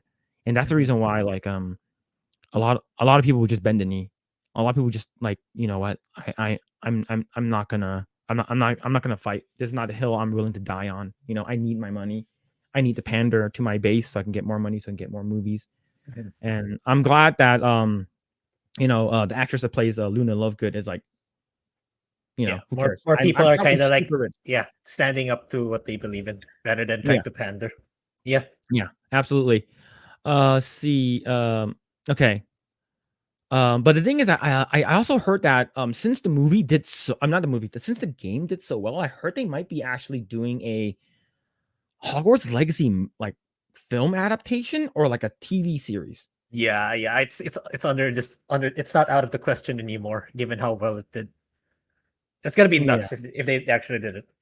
yeah, yeah. It's pretty scary. Speaking Yeah. of Warner Brothers and film Ye- adaptations, Yeah, I was. you know, Yeah, yeah. I know where you're getting at. I was yeah, gonna. I think I was gonna bring it up too. Okay. yeah. So this is also from Bounding the Comics, and actually you love Mhm. to see it. You love to see it. Warner Brothers' discovery to create new The Lord of the Rings film that will honor the past, look to the future, and adhere to the strongest level of quality.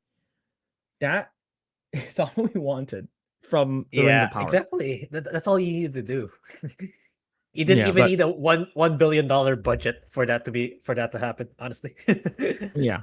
And let's see. Warner Brothers Discovery CEO David Zaslav announced during the company's Q4 2022 earnings call that the company will be making multiple new Lord of the Rings films. Zaslav said, "Today, I'm thrilled to announce that Mike DeLuca and Pam Abdi signed a deal to make multiple Lord of the Rings movies. The Lord of the Rings is one of the most iconic storytelling franchises of all time, and we're excited." So I'm not sure what age they're going to talk about. Oh, but it will be amazing. It will be so amazing if they did it in the same era or the same age that the Rings of Powers is there. Yeah. That would be so good. That would be so Yeah. good. It'll be imagine if it ends up being really, really good. That's such a burn to Amazon. Yeah, yo, we spent almost $1 billion. It's like, Yeah. oh, yo, But it's man. I think as long as they get some kind of like feel of that's still part of the Lord of the Rings universe or the Lord of the Rings like so mythos, it'll be nice. Is because like we mentioned before, the Rings of Power, a lot of it just looks pretty, but it does not feel like Tolkien stuff. It does not feel like it belongs in the same universe. So I'm looking forward to it.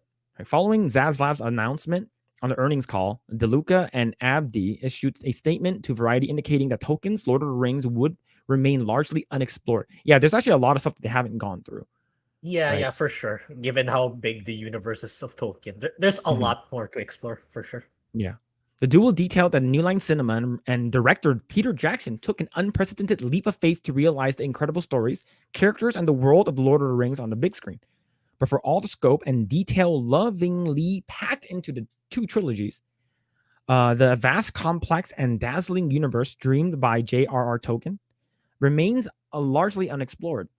On top of DeLuca and Abdi's comments, Lee Gunchard, CEO Freemode, the company that holds the rights to the Lord of the Rings, when it comes to the films, video games, and board games, merchandising, theme park, and stage. Wait, does theme parks for Lord of the Rings? Lord of the Rings? Yeah, I was wondering that too. I would love to see that. I would actually love to see that. Yeah, yeah, actually. Following our recent acquisition of the Middle Earth Enterprises, we're thrilled to embark on this new collaborative Journey to the New Line Cinema and Warner Brothers Pictures, bringing the incomparable world of J.R.R. Tolkien back to the big screen in the new, exciting ways. He added, "We understand how cherished these works are, and working together with our partners in the New Line Cinema and Warner Brothers Pictures, we plan to honor the past, look to the future, and adhere to the strongest level." Yeah, this they're shitting on Rings of Power. But hopefully they deliver. There's a difference between saying that now and actually delivering. Yeah, it's just I hope that it's good. I hope that it's good. We actually look to the past. We honor the past. Look to the future and adhere to the strongest level of quality and production values. We just hope that it's not a bait and switch. We hope, what Deadlight says, we hope they're not putting in a bunch of these like identity politics, culture war kind of stuff into it. We don't need modern day politics inserted into a new Lord of the Rings movie made for modern audiences. We don't need any of that crap, right? And okay, so the only thing I can see is the theme parks is what's it called, in Hobbiton in New Zealand. That's the only place I can think that if it's you're talking about the Shire, right? Yeah, the Shire, which I heard. I really, really want to visit. I really, really want to visit. Warner Brothers Discovery and New Line Cinema did not announce what they would be adapting for the new films or who would be involved in bringing them to the big screen creatively. However, Variety notes that they are keeping Peter Jackson and his original Lord of the Rings collaborators, Fran Walsh and Philippa Boyens, in the loop. Okay, that's good. Because if these two were part of the original trilogy, then yes, I will love it. I will love them to be sort of like people who are looking and overseeing like the lore. Bring back the what's it called again, the Tolkien scholar. Bring that person back. Scholar. Yeah, the trio informed Variety that Warner Brothers and Free Mode have kept us in the loop every step of the way. They also added, "We look forward to speaking with them further and hear their vision for the franchise moving forward." Warner Brothers Discovery is currently working on an adaptation of the Hammerhand titled Lord of the Rings War of the Rohirrim. Rohirrim? Okay. Rohirrim. Sorry. Yeah. It's my Chinese accent. Yeah, I used to play a lot of RTS, so I know it's called Rohirrim. Okay. All right, good. The anime-inspired film adapts. It's anime-inspired. Okay, so an animation. Okay, I'm looking forward to that. I do like. I wonder if it's going to be released on Netflix. Well, probably, maybe Amazon. I don't know. Yeah, probably. Yeah. I don't know either. Yeah, that's a short story Tolkien included in appendices to Lord of the Rings. It follows a Helm Hammerhand as he defends Rohan from a number of enemies, including Corsairs and Dunlendings, and the enemies of Gondor that landed on the mouths of Lethnui and Eason after the initial defeat at the hands of his rival Wolf and Dunlendings,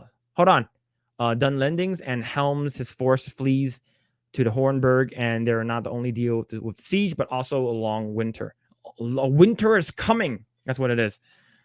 But yeah. All right. Give me a second. I'll be right back. But you can continue talking about this if you want. I'll be right back. Hold on. Yeah. So yeah, I know some people are mostly negative. Well, from what I've seen in the other videos, like I watched Clownfish TV's take on this. Like their point is they don't have much faith in what do you call this, David Zaslav, because like for one, he slashed so many projects that I think people like, but he canceled them. But he still managed to put in Vilma, and they're still continuing with what do you call this, Ezra Miller.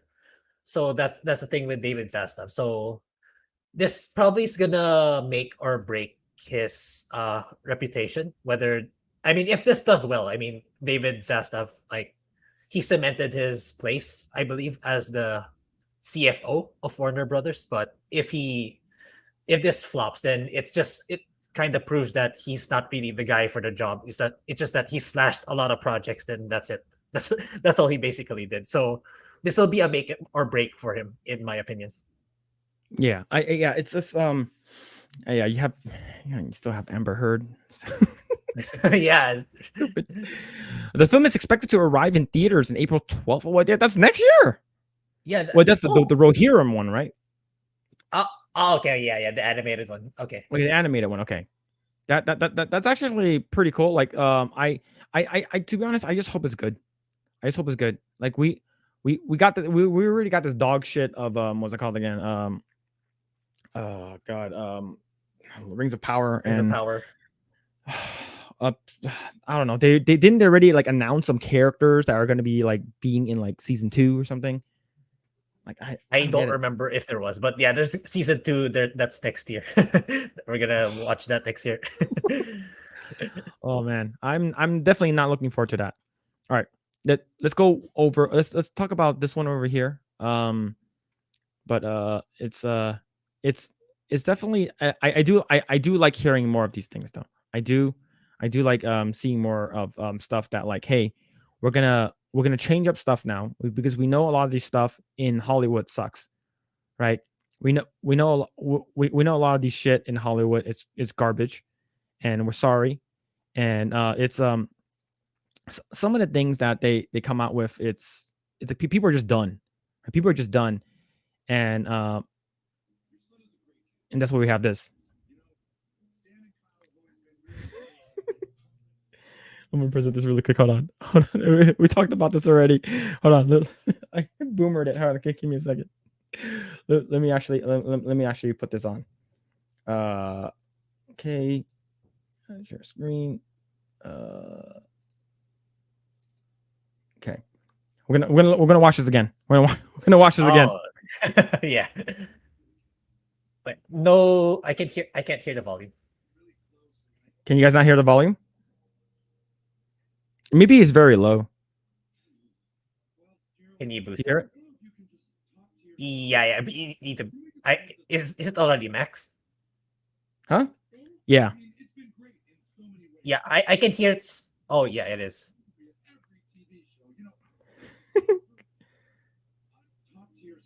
Yeah. But yeah, basically he's saying that like how like it's muted. I can hear it slightly, but it's Okay, it's hold on. pretty weak. Yeah, I don't know why it's super low. Let me see. Yeah, I think I think I'm boomering it right now. Hold on, let me see. Is it muted? No, Yeah, it's it's not. very It's low volume. very low. Yeah, it's very low volume. Yeah, but basically in this it's the most one of the most recent South Park episodes where they talked about how like, yo, can we just stop with this like woke stuff? All right, can we stop about this woke stuff? Can we just talk about your son? Can we just admit the whole thing? This whole woke thing isn't working, right? And it's just a woke thing.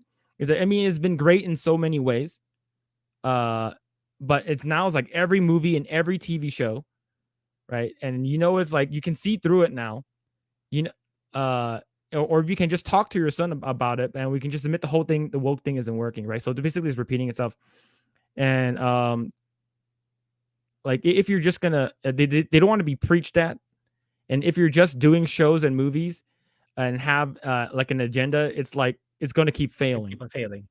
Yeah. So yeah, the volume is really, yeah. Sorry about that. Yeah, I for some reason it's not working. Yeah, probably have to check it out. Sorry, but it's basically like that kind of stuff. What people are just talking about. Look, we don't care about that kind of stuff anymore. Can you just make entertainment, make shit good, make shit that people just like, and stop having these crappy ass shows, and people are just like you know, talking about people who are being offended, people who are just like so triggered easily, and that's the reason why I actually really like when Ricky Gervais hosted one of the award shows where he's like, "Yo, just come up here, grab your shit. No one wants to hear about your stuff, and just go grab your reward and grab your award and sit down." Right? And he got a lot of flack for that. People actually did not like what he had to say, right? And then now you have another one coming out today. This is from Deadline.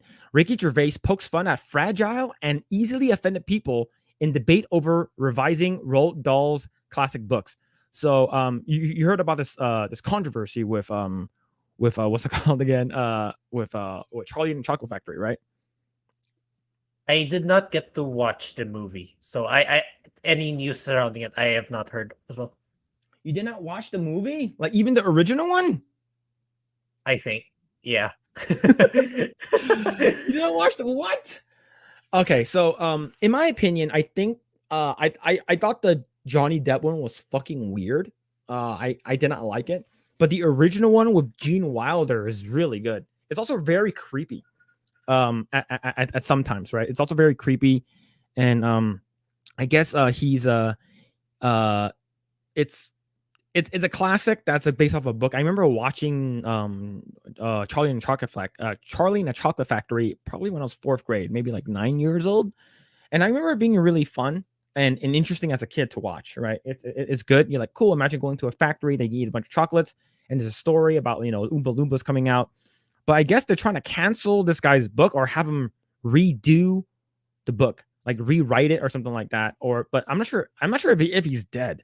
Roald Dahl. I'm not sure if he's dead already. But let me check. Let's see. Oh yeah, he dead. Oh yeah, he's super dead. 1990. Yeah, he passed away in 1990. Yeah. So they're basically trying to go back and rewrite these books is because it's too offensive for kids. Right? It's too offensive. You gotta change the books. You gotta change the stuff, right? And it's nutty, right? Ricky Gervais has entered the debate surrounding Roald Dahl's book for children and have been edited and removed words like fat and ugly in the most recent versions. The comedian took to Twitter to muse on how he should change his own routines to benefit the fragile and Easily offended. see, and he's a comedian, so he don't give two shits about it, and he doesn't give a fuck, which is what we should do. Who cares, man?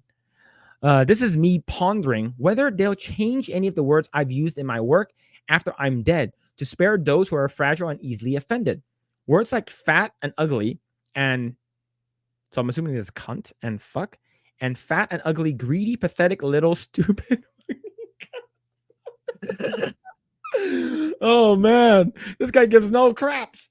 One Twitter follower replied that Gervais's sketches aren't aimed at children, claiming that it can be hard to explain hurtful words to children. Gervais replied to, "Yeah, I know. It was a joke." Yeah. It's a freaking joke. Right? Oh man, people are so triggered these days. Wait, what? Netflix bought Doll's estate? Oh no. So they can have like full reign of like everything they. Oh, that's bad. Well, I don't know how I feel about that. Like Netflix coming out with like some stuff is good, sometimes is bad. Yeah. Mixed Netflix, bag for Netflix. Yeah. Netflix greenlights everything though.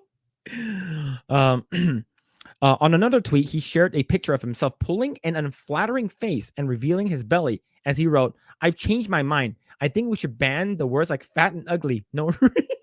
Yeah. I saw that. I saw that in someone's video. I forgot whose. Someone talked about it, and he showed the tweet. The tweet he made with it. Is there a tweet on this? Okay, I need to find that tweet. Yeah. There's a tweet. Okay, let me see. Yeah,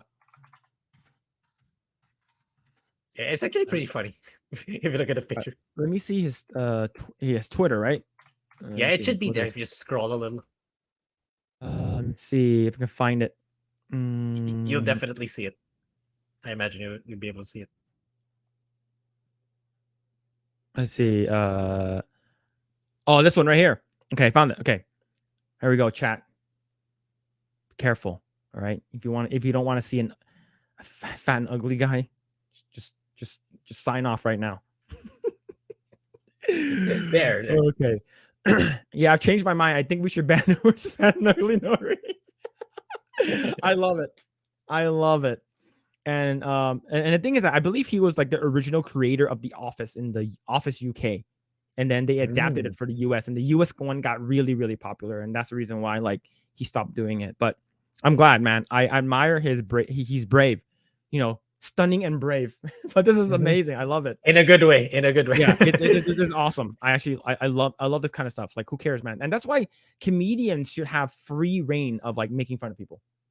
It's great. Right. And go back to here. In another tweet, this one. Okay, I read that one already. Gervais comments follow a week of furious debate over Dahl's classic books, including Charlie and the Chocolate Factory, were known to be amended for the children's audience of 2023.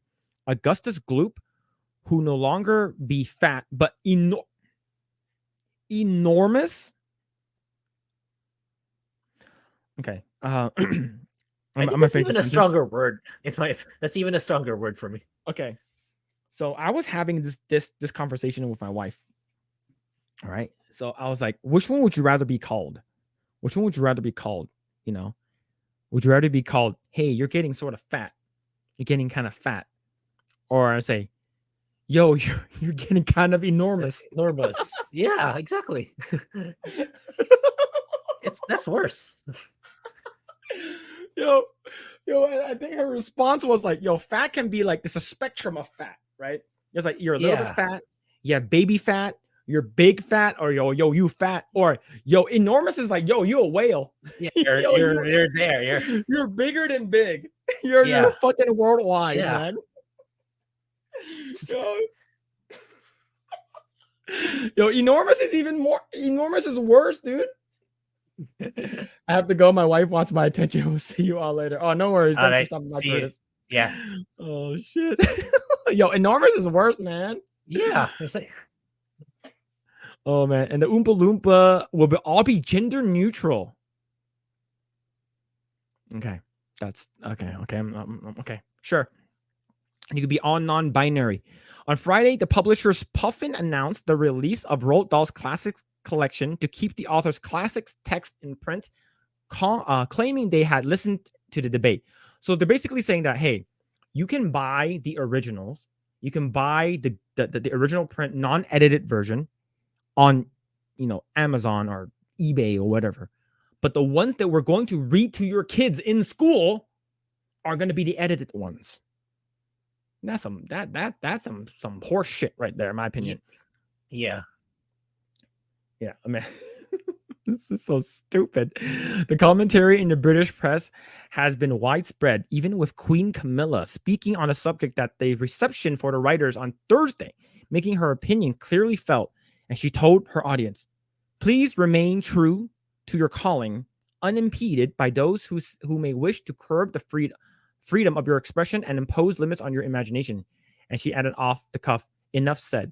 So the thing is, she basically said that, hey, do not have people ruin your shit. And this, because it is your freedom of expression, right? Mhm. And you're expressing it into your book. But the fact that you're trying to cater to these people who are so easily upset, who are literally freaking a freaking the words are overused, like snowflake, right? Mhm. And the thing is that anything that triggers them, oh my god, you called me fat, I can't live. It's like I mentioned before, it's not my responsibility for your triggers. It's your responsibility for your own triggers. All right. Mhm. If you don't Mhm. want me calling you fat, lose some weight. Yeah, exactly. That's the world telling you to be better. Yeah. But yeah.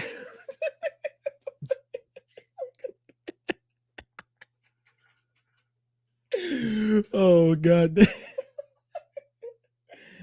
But the thing is that yeah, I'm okay calling fat people worse things. Yeah. Do you want me to, it's like imagine calling someone like, oh man, you're like a walrus. You're huge. You're like a freaking manatee. You're comparing him to something that's extremely, fine. How about this? I don't call you fat. I just call you obese. That's like one of Mhm. the. It's like the extreme, right? The extreme where you can't walk. Mhm. So you want me to call you that? Because enormous is pretty. Yeah, pretty pretty close to that actually. Pretty much like a synonym already. Yeah. What's another word for fat? Enormous. But Enormous. enormous is even bigger. Oh man. Yo, Bart, you're watching on my Switch. Yo, thank you so much, man. You're Yeah. watching on your Switch. Yo, you're crazy. But yo, thank you for stopping by. Yeah. They burn more calories getting triggered for calling fat than actually trying to lose weight. I think the thing is, when it comes down to it, I think this is all mostly a Western type of thinking as well, right? And I think a lot of we should, in my opinion, okay, in my humble opinion, Mhm. don't get mad, chat. Don't get upset. We should go back to body shaming. Yeah, We should go back to body shaming people. yeah, it's actually an effective method for people to to shape up. Actually, it's like I mean, when people tell me that I'm getting fat, it's like it's okay. It's telling me that I should eat less and start working out, going back to doing more physical activity. So I go back to Mhm, my original weight. So it's actually a good thing for me. It's like mhm. people don't go to the point that they keep pressing it to the point that it's not healthy anymore. It's people's way of telling you that yeah, this is not good for your appearance, this is not healthy for you, so do better, be better, be Mhm. healthier, so that it'll turn out better for you. That's about it. That's how you should interpret it. And yeah, the only time it's different is probably, yeah, I've seen people who are large, but that's because of they have health problems that it Yeah. became that way, not because that they ate a lot. It's just because their health condition. But that's about it. That's so we just have pretty much a small number of people, Mhm. because most people they get fat because yeah, they don't do physical activity, they overeat. That's the reality of it.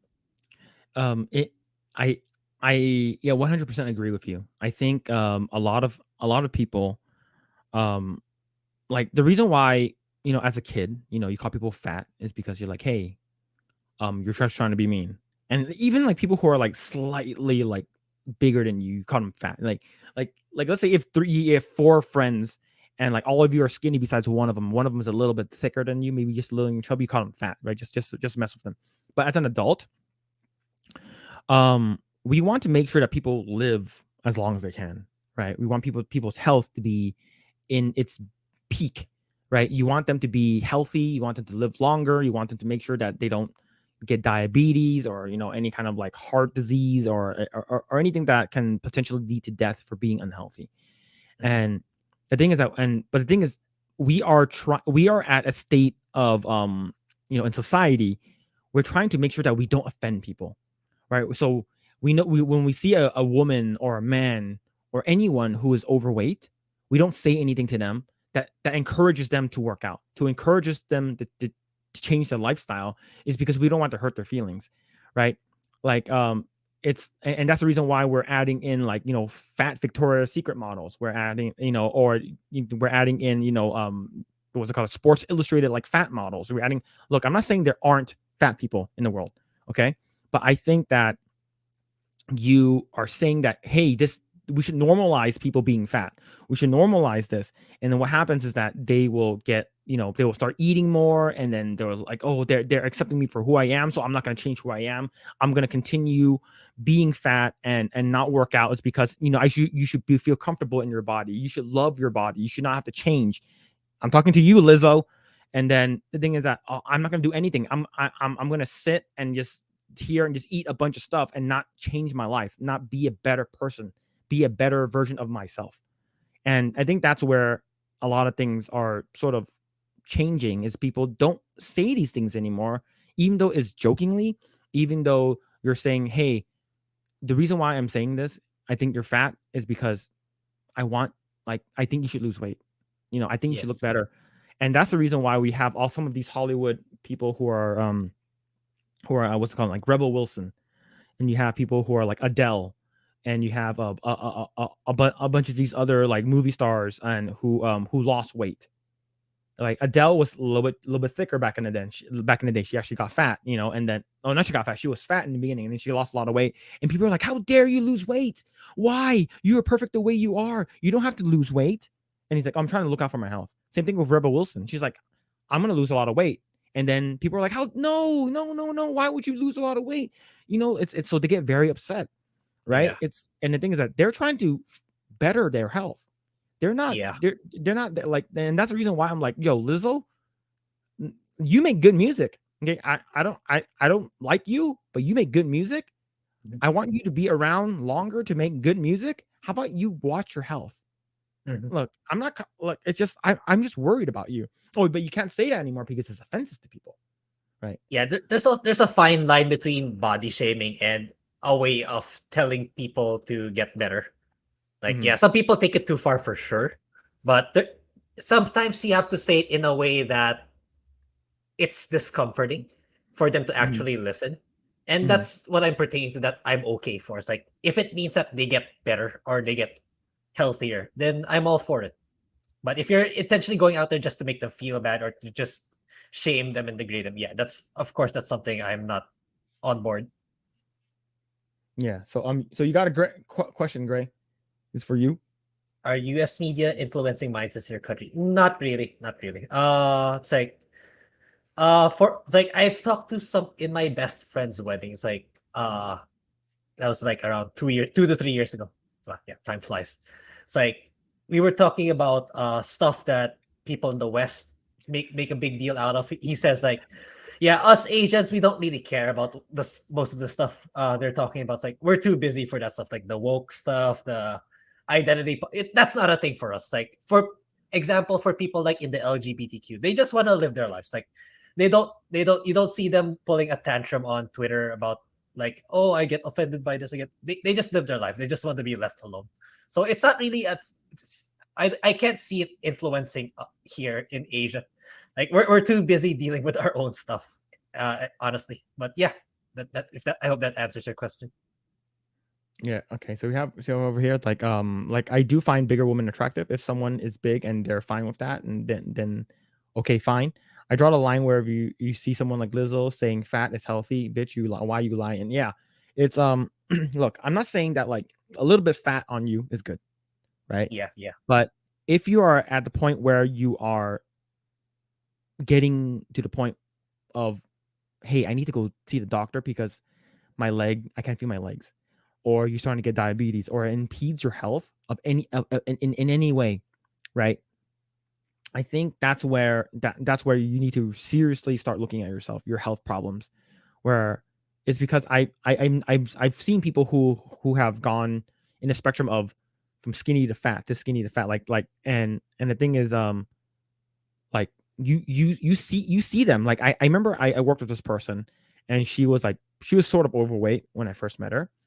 And then I think when she quit the job, she started to start posting on social media, and I'm like, I don't follow her as much as other people do, but when I saw her more recently, I'm like, oh, she's losing weight. She's looking good. She's losing weight. She's looking good. And right now, like, she looks completely different from when she was bigger. And I'm like, good for you. That's great, right? This will improve your lifestyle. This will improve your health. You will live longer. And the thing is, like, I think people consider any type of attack on their physical look some like a body shaming, or you're shaming this person, right? And the thing is, like, the thing is, this is more focused on women than it is on men, right? If you say, oh, this person, Jason Momoa is getting sort of fat, and he's like, nah, he has a dad bod, he's still hot, right? So, or so and so is getting chubby or something like that. Like this is more dedicated towards women, and it's hitting women more than it does hit men. And I think we just want people to live longer. Like back in the 50s or 60s, people were actually like, you go to the beach, you see, like, I even see photos online. You go to the beach, everyone's all like skinny or like muscular or fit or toned, and then you see people at the beach now, especially here in the US, like all of them are overweight. All of them look unhealthy, and we just want people to live longer. But I'm pretty sure Bill Gates don't want that. Yo, Bill Gates don't want that, and BlackRock don't want that either. Just don't shut off the stream, BlackRock. All right, all right. Now, are you ready for the controversy to start, Grae? One of your videos got a lot. We got ratio. One of your videos got ratio. You want to talk about it? All right, let's go. Yeah, my stance still remains the same, actually. What do you think about it, Phil? Yeah, I mean, everyone knows what I think. So what do you think about it? Okay, so in my opinion, I thought the episode was too peaceful. So we're talking about Last of Us, the most recent episode, Last of Us season, episode 6, right? The episode was way too peaceful. There was nothing wrong with it. I had no idea why anyone would want to leave that sanctuary. It's like heaven. There's no zombies. There's no bad guys. There's nothing, right? And the thing is that they built this nice ass town, and they have a movie theater, and they have they're basically all communists, and everything's great. And there's no threat. There's no sense of threat. There's nothing. It's like, okay, look, I understand that you promised a test that you want to deliver Ellie to the Fireflies. I get it. Her dying wish. But yo, this place is perfect though. This place is perfect. There's like, we're in a safe haven, right? But if you've played the game, there are actually the undead attacking that place constantly. So they always have to make sure that they are aware, right? And the thing is that The Walking Dead did this perfectly. I remember when they went to Alexandria in the later seasons when Glenn was still alive. Yes, the town inside the town, and Woodbury in the earlier seasons, right? Even with the governor, like, yes, their town inside looks nice, but when you look on the outside, there's zombies everywhere. There's people making sure they're on top of the walls, killing the zombies. But this one, this place is perfect. Nothing wrong with it. This area is great, and I think that's the one thing. Another thing is I just noticed that they changed a lot of the races, which is fine to me. The movie theater scene does not further the story at all, and the scene between, her name's Maria, right? Yep. Yeah, the scene with Maria and Ellie was way too long. Yes. Right. Look, I get it. It's a woman on woman. She's becoming a woman. It's funny because I asked my wife, I was like, what's that little rubber thing that she's holding? Oh, she's like, it's for your period. I was like, oh. So I was like, so what do you do? Yeah. Do you like take it out and then wash it and put it back in? And she's like, yeah. I was like, I had no idea what the fuck that was. Yeah. I watched, as they call it, a diaphragm. It's called a diaphragm. But yeah, that I did not talk about that in my video, which was a mistake. I should have also brought that up. But yeah, a lot of things I did not like, which is why yeah, apparently a lot of people disagreed. But I still stand by what I said. It's like it's like all the arguments that were made during the comments, like I was able to refute it back. It's like, no, it sucks. I don't accept this. Like, it's because I had a counter equivalent of what they said. But I'm actually flattered with some of them. It's like, I know that some of them watched it until the end. So it's like, so the only part that I agreed with you is in the university. You said the university scene sucks. It's like, so you watched until the end. So yeah, I'm quite happy that you actually did that. Okay. Denny said, as much as I hate to go, it's getting late and I work in the morning. So I'll see you guys later. Have a great night, rest of your weekend. Yo, thank you so much, Denny, for stopping by. Take care, dude. But yeah. But what's it called again? All right, so now, like, I think overall the episode was like too perfect. What's it called again? So that's what so here's like, I never knew how the diaphragm looked like. So it makes sense now, and it does make sense because like she was actually like going back to like the previous episodes, right? She was actually looking for like tampons or like pads and stuff like that, and during this like apocalyptic world, you're not going to be able to find any. Or you have to make your own. So it makes sense to use a diaphragm. So I have to ask her. The hair cutting seems stupid. It just makes no sense. I think what's it called again? Joel is look, I understand maybe Joel's suppressing a lot of his emotions. He's trying to be strong for Ellie, trying to be strong, right? For people, right? And the thing is, I think it was a little bit too overboard. Yes. I think in the game, look, like I know they're changing this up for to make him more relatable. But the thing is, in the game, Joel shows emotion. He shows that he's upset, but he does not in any way feel like he's vulnerable. Like he basically broke down, and he seemed very weak, right, to his brother. And he's like, yo, I need your help, man. And he's like, no, man. And it's like, oh, because Maria's pregnant, so I can't leave. And it's like the things that they changed about this episode. It's not great. It's the changes aren't good. And I correct me if I'm wrong. I'm gonna ask you, does Joe in the game, does he get stabbed or he got sick? No. He did not. Not neither. If you remember, he fell. He fell to a sharp object at the floor. That's how he got stabbed. It's Okay. not a knife. Yeah, there was a sharp object at the floor. Then he got pushed. Then Yeah. when he fell, then that's how he got stabbed. He fell Okay. right to it. So Okay. yeah, So it was. That's another thing that was mentioned in as like he should not have pulled that knife. So that because now he's bleeding like crazy because he pulled that knife. He shouldn't have pulled that knife. At least not at that time. So yeah, a lot of Joel was done so dirty in this game. my dude, And that is yeah, not a they diaphragm. yeah. Okay, so I Whatever wouldn't that know. rubber thing is, okay? Yeah, whatever the rubber thing was. Yeah, What the reusable condom, whatever that thing. yeah. Oh shit. But but yeah, so I um of course the part that I of course coming from America, you know, of course you see my you see my shirt, and this is a shirt I actually created myself. What's it called again? We fucking hate communism here. Okay, we fucking hate that shit. And the thing is that, like, maybe in a smaller commune, you know, in the commune in a smaller town, maybe with like 5 people, 10 people, maybe 50, communism works. Everyone gets the same, everyone's equal. Okay. But they said that they have like 500 people, maybe a couple of thousand. Like Maria's looking after, like, how many people were in the council? Like 500, 200 people, Yeah. right? It's like a lot, Like, a lot of people. yeah, there's several thousands of people in there. Yeah, yeah. That's And my I'm thing like, too. It's like it's so huge. It has so much space. Okay, maybe I should show my screen already. yeah. Uh, It's a menstrual cup. It's a Menses cup. Yeah, it's a reusable.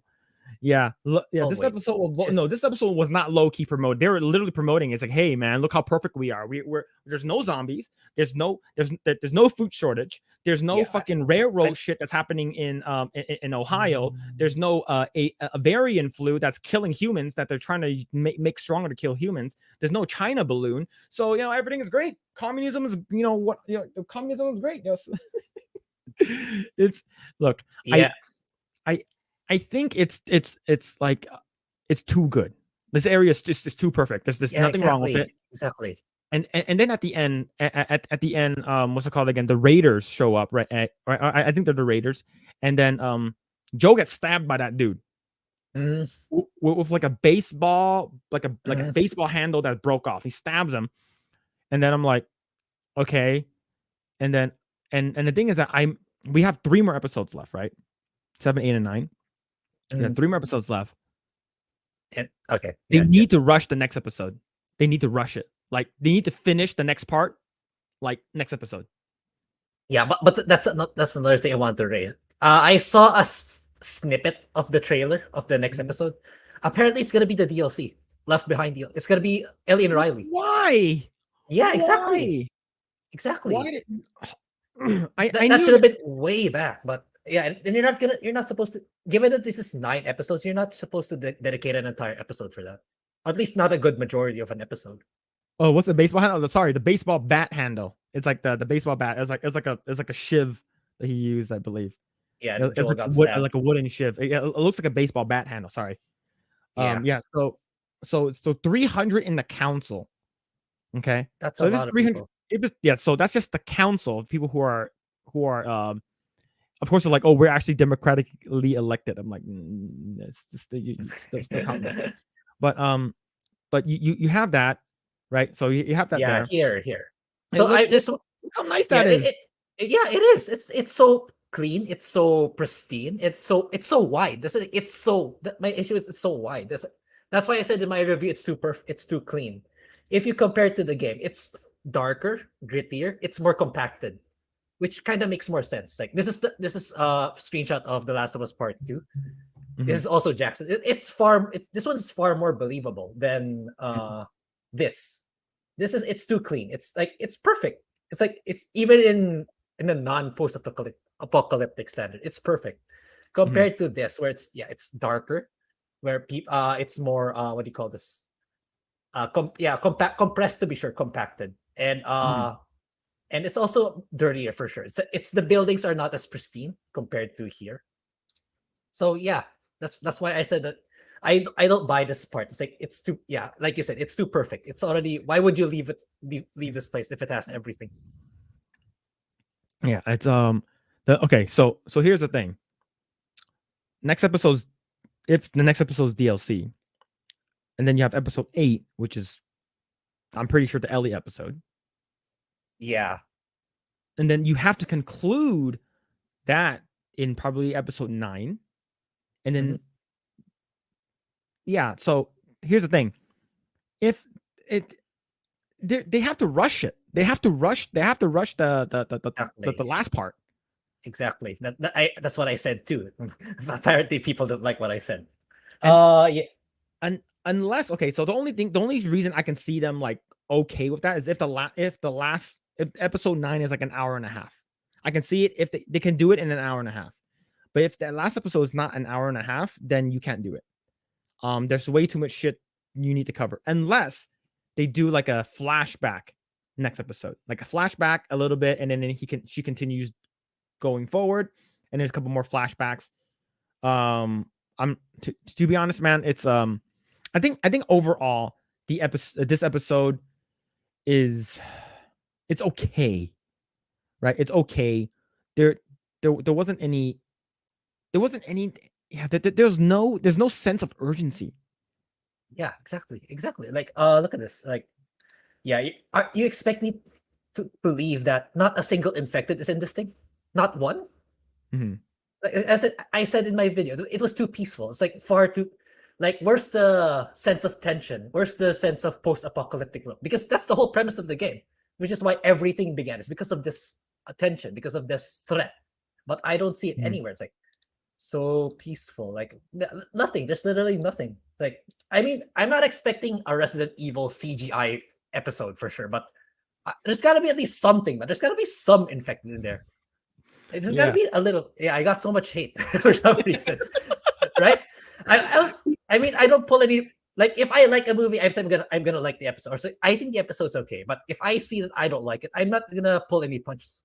I mean, I even wanted to say something about Joel that it's like, okay, maybe I'll hold back a little bit. Yeah, I got caught. Yeah, I saw that comment.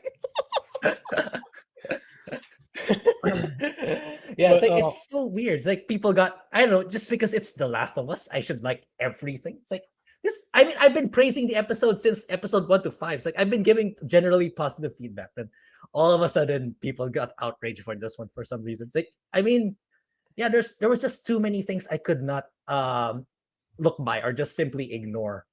Especially people like to defend this dog for some reason. People like this dog so much. I don't there's a lot of things that even the reviewers kind of overlook with regards to this dog. It's like this dog is 0% credible. Like absolutely zero. Why? Because if people forget in episode 1, that the machine that the federal officer used to detect infected, that detected Ellie was infected, right? mhm. That machine detected if Ellie was infected, but this dog didn't. So that's one. And I'm not even finished. Do you remember in episode 2? Episode 2, she got bitten again. Mhm. So she got bitten twice. So you mean to tell me this dog was not able to detect someone who got bitten twice? Mhm. So how is that a good method to detect if a person's infected or not? Mhm. So I think that it just lacks so much credibility. This dog lacks so much credibility. Then that's what I was saying. That's what led me to saying Maria is too, what do you call this? Maria is too welcoming for strangers, given how safe and secure Jackson is supposed to be. Mhm. That was my point. It's like what I didn't mention was the dog, but if you put this dog into context, like this, yeah, no offense to the dog, but the dog as a detector of infected, no, it's just Mhm. it just doesn't cut it. Yeah. Okay. So, see. Uh. Another thing that I didn't really like was uh what's it called again? I think overall just how safe this area was, and then like and I mentioned there are scenes that you could use for something else. For instance, there was a the whole movie theater scene. That scene could have been cut, right? Or what I did what I mentioned to my wife was, hey, why did they actually use this movie theater scene? Why is this movie theater scene important? How we can go watch a movie? Is to show how great this is to show how great communism can lead us to, right? But I think what they should have done was what they did with the game. Was like, oh shit, red alert, someone broke in. Someone broke in. We need to go over here. And then what's it called? Joel, Tommy, Maria, they all go to the dam like they did in the game, defend the dam from fucking infectant coming in. And then at the same time, it's like, Ellie, go to the theater. That is the safe haven. Go over there. That's where all the kids are going to go when there's zombies coming. That's what they should have done. That would have made it more sense. Okay, why did they show this theater, right?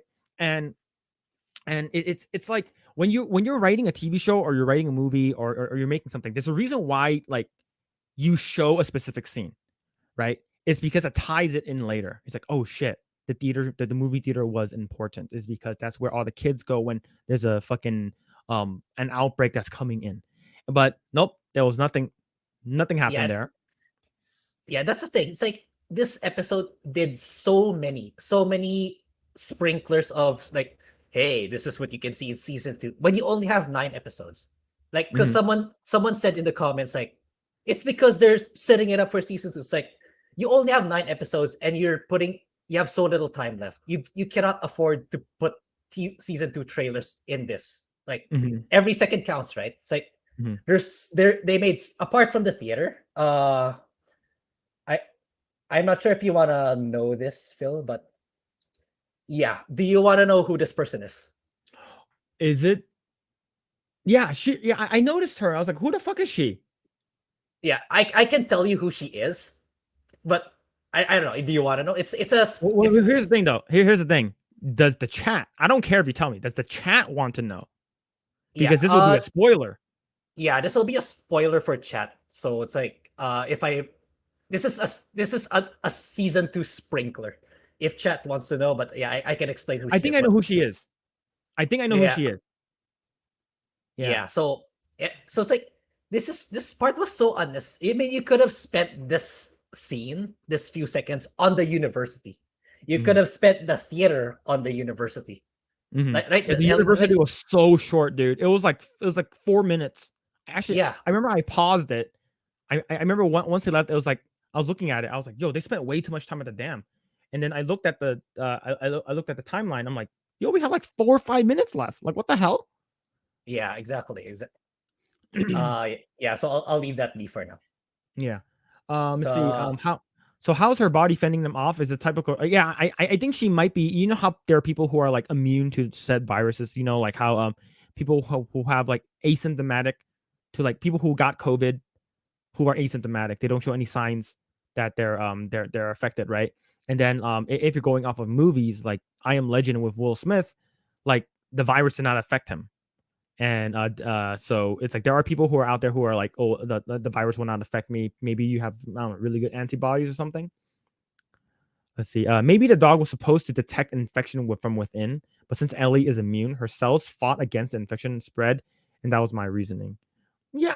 I would say if you want to make sense, if you wanted to make sense of it, then yeah, I can say. I don't know. What do you think, Grae? Do you think? Yeah, I still stand by that. The fact that the machine in the first episode was able to, like, it should still. If the dog was really that good, it's supposed to be that effective as well. But the fact that and she remember during the machine in episode 1, she was only bitten once. By the time the dog arrives, she was already bitten twice, and yet she was still not able to. The dog was still not able to detect it, which is it's a hard sell for me, in my opinion. It's a hard sell. If the dog was really that good. Yeah. I think overall, I wish there was a little bit more Tommy. Is because I believe what's it called again? In the game, correct me if I'm wrong. Tommy sort of like walks you out a little bit, right? He walks you to a specific area and then he leaves. He goes back. Right. And over here he doesn't go at all. And then you have Joe is like, I'm not gonna go with you. It's because go with Tommy because you know, I'm not your father, and like you're not my daughter, like that kind of stuff. And it's I think it's just like it's so weird because I originally okay, cool. So that means that Tommy's gonna go with you, and then he's like, no, you're coming with me, Joel. He's like, okay. He's like that was super fucking weird for me. Yeah, yeah. And the thing is, they used Tommy to diminish Joel even more for here. Like, Mm-hmm. who the heck is Kevin? Who's Kevin? It's like so it's like they added so Tommy had in the TV series they made Tommy have a kid too that also died.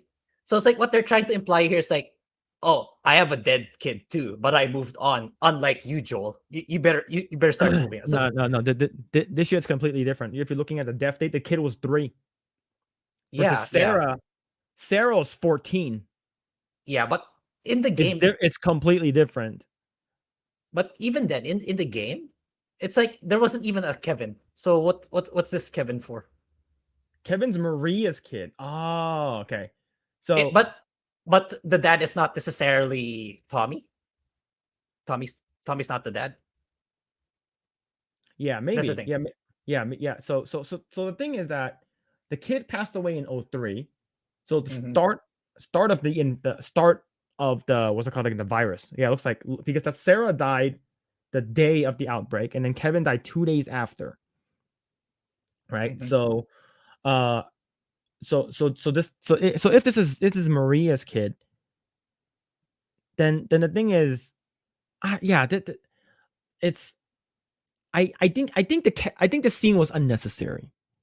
I Yeah. think there's a lot of bloat where they could have explored a little bit more. Like, if they wanted to do the whole DLC, like, backstory with Ellie, I think they could have explored a little bit more of that. Like the dam took way too much fucking time, in my opinion. Like, it took like 90% of the episode. I would say it Mhm. should probably take at most 60%. And then the other one, the 40% could have been a little bit more. They could have gone a little bit more. Um, the university could have been dragged out a little bit longer, is Yeah. because in the university you actually go inside. I know this the show's for normies. The show's for people who has not played the game. But if you did play the game, you know that you actually, like, go around the university a good amount of time. You go inside the school. You're looking for shit, and then while you're inside the university, like, they only went they went to the second floor. They heard a noise or something like that, and then there was like some monkeys, and then that was it. And we're not even sure if any of the other shit's gonna happen, right? Yeah. Yeah, Tommy for is sure. not the father. You are not the father. And then Tommy fucking gets up like this. Oh yeah, yes, I'm not the father. Yes! Sits back down. Yo, I'm gonna be there. I'm gonna be there. I'm sorry. I know I'm not the father, but I'll do my best to be the father. sorry, sorry. Yeah. All right.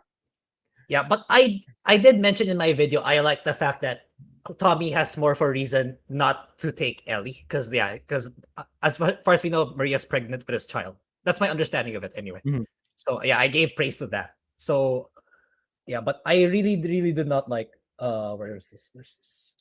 Yeah, unnecessary. Yeah, I do. Mhm. I mean, nothing wrong with Pedro Pascal. I mean, his acting Mhm. is good, but this is not Joel. This is the part where probably what killed off the mood for me. It's like Joel would never do this, but even though he has trauma with Sarah's death, Mhm. like I wanted to say in the video that this is like character assassination, but probably Oh, he upset. does. Yo, we got ratio, man. Yeah, We already got ratio. yeah, that's probably gonna make it like 10% likes or Yeah. less if I think right now if I we have said like that. 29%. Yeah, yeah. Oh like man. like this is too it's too much. It's too far off from the games. Because like in the games, like Joel was even fighting Tommy. It's like, no, you bring her to the Fireflies. I'm not the one you bring her He's to the me. older brother, dude. Like, Yeah, it's like it's showing that he's I don't know, he's so submissive. He's such a beta male compared to Tommy here. It's like you okay, if you're that much of a loser, okay, fine. I might as well Tommy, you take her. It's like, what the hell? It's like, that's how I interpret it. It's like, what are you doing, man? It's like, and it's like, and people were saying in the comments like, oh, he's 56 years old. He's old already. It's like, if we're framing it to that angle, if he's that like if he's soft, if he's old, then he never should have taken this job. That's what he never should have taken this dangerous mission to take Ellie that far. At least that's how mhm. that's how I take it. If we're gonna frame Joel like he's older, he's weaker, I don't buy it because yeah, Joel's not a good guy in the game for sure, But there's a reason why he survived as long as he did. Is because he was like, he knows it's every man for himself in the pandemic. Not this Mhm. this I'm not convinced anymore that this Joel can survive in a very in a long for a long time in the post-apocalyptic world. That's why I was so harsh in my criticism for this Yeah. episode. I I look, I understand grief, right? You know, everyone has lost somebody. Okay, it sucks. And but the thing is that um I know it's been a long time too, but maybe he has, you know, how like people who are trying to hide their emotions to be strong for other people because maybe he's a leader, right? But the thing is that like he I'm pretty sure he would have been not as sensitive as he is in the scene, right? Not he wouldn't have been this sensitive in my opinion. I think he would be a little bit more collected. He can show a little bit of emotion. He'd be like, you know, how he talks to like Ellie's like, don't bring her up, right? Don't bring her up. He keeps saying it like, don't say her name. Don't you keep my daughter's name out your fucking mouth, Mouth. right? Yeah, that's how that's Sorry. that's what I was expecting, not this. That's what I was expecting. It's like, don't you dare say her name. It's like, then they quarrel a little, right? Mhm. I don't know. It's like I really did not like the scene at all. It's like, yeah, you took it too far. Yes, I understand that they needed Joel to be softer, to be more Mhm. relatable to normies, but yeah, you took it way too far here. They took it way too far in this episode. Yeah. So Yeah, I do agree with that. But yeah, I think overall, I think the episode is a meh. It is important, however, like if you skip this episode, you're like, yo, what the fuck happened? Right? This episode is important. Um, I think they like I said, town's way too peaceful. Nice safe haven. Communism for some reason is working here, and that's the reason why everyone should be communist, right? I believe in even even Ant-Man and the Wasp is like, oh, they're all communists, you know, they're all socialist ants, right? And I it's just it pushes the story only by like an inch, right? They get to the dam, right, and they get surrounded, and not basically a lot of talk, a lot of talking, and it just and at the last 5 minutes of episodes, a lot of shit happens too quickly. I don't know, maybe they ran out of budget. I'm not sure, but it's it's a very mid episode. yeah, that's why. That's why I said what I said in the video. Okay, what else? Yeah, okay, this scene is fine. They followed the game. I mean, yeah, it's Mhm, fine. I mean, I got a little teary-eyed here too. I mean, admittedly, because yeah, it replicates the game really well. But mhm. what I just did not like is what happened after. Yeah, okay, yeah. So this is still it. This part, like Yeah, Ellie this part didn't was even. stupid. Yeah, he didn't. She didn't even hear him out. He didn't even let him finish talking. It's like, Mhm, okay, you deserve it. Even though I feel that he should have been more assertive, like he did in the games. Okay, in the games, Joel's like, okay, I'll be the one to bring her. Here's like, mhm. I'm giving you the choice. It's like, I don't know. It's so weak, man. Joel became so weak all of a sudden. Then Ellie's like, they're really elevating her to be the tough one. Here's like, okay, let's go. Mhm. It's like she didn't even let him finish talking. It's like, Yeah. for me, it's so disrespectful. It's so disrespectful to Joel Yeah, as because a character. Joel's like Yeah. is very alpha in the game. He's like very like I'm gonna take Mm. charge. You listen to what I say, right? So Mitch Lozada, communism and everybody in Jackson Town still has private property. Once again, communism Yeah. fails. Yeah, it's true. I didn't even talk about the communism part much because I know other people are gonna talk about it, but yeah, and Yeah. some people even talked about the race swap of Maria, but I didn't mind that. I didn't mind that. It's more of what they did to Joel and all the Yo, other aspects. yo, man. What's it called again? You know what my wife said? I was But like, huh. I guess the what's it called again? I guess Joel and Tommy are into it, like they're into black girls, and it's like, yeah, they're the male versions of the Kardashians.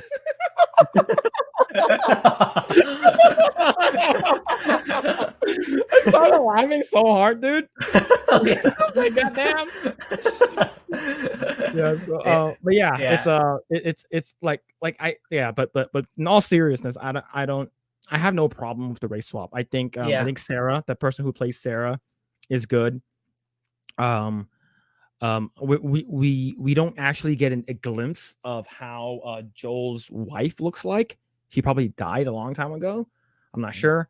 But what's it called? I think overall, like, I don't think anyone has an issue with the race swap, right? I think it's more of the physique of Maria.